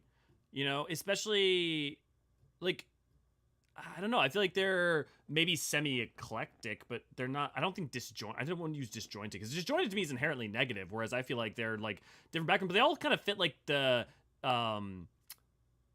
fantasy interjected with a little bit of modernity archetypes, right? Because you've got like a paladin, dragoon. You've got the engineer, right, which is that like little bit of interjection of modernity. You know, I think the one thing that I would agree with is that Edge never felt as much as a part of the team as the other characters in this game to me. Sure. Yeah, I think that's fair. This man proceeds to make a serious version of that remix, and it was glorious. Yeah. Oh man, dude, that Rubicante theme is just Fortune Crimson is real good. Yes. Oh, this is the one I wish they did for the fights. Yeah. Will you stream Hydaelyn's remix? Yeah, we did that. Is it because we were interpreting the sprite? So like, if it kind of looks like a sprite, it looks like a dragoon. Yeah. Yeah. Okay. I think we're gonna start wrapping up here. Ray, if you want to start doing links and stuff, we can start calling it. Oh yeah, we do it.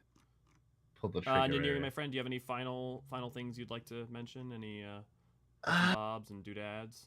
Well, always think about Kagnaza's wet head. What else? That's all I have to say, really. You heard it here, folks. Neri, the only thing Neri has to say to you is focus on wet head.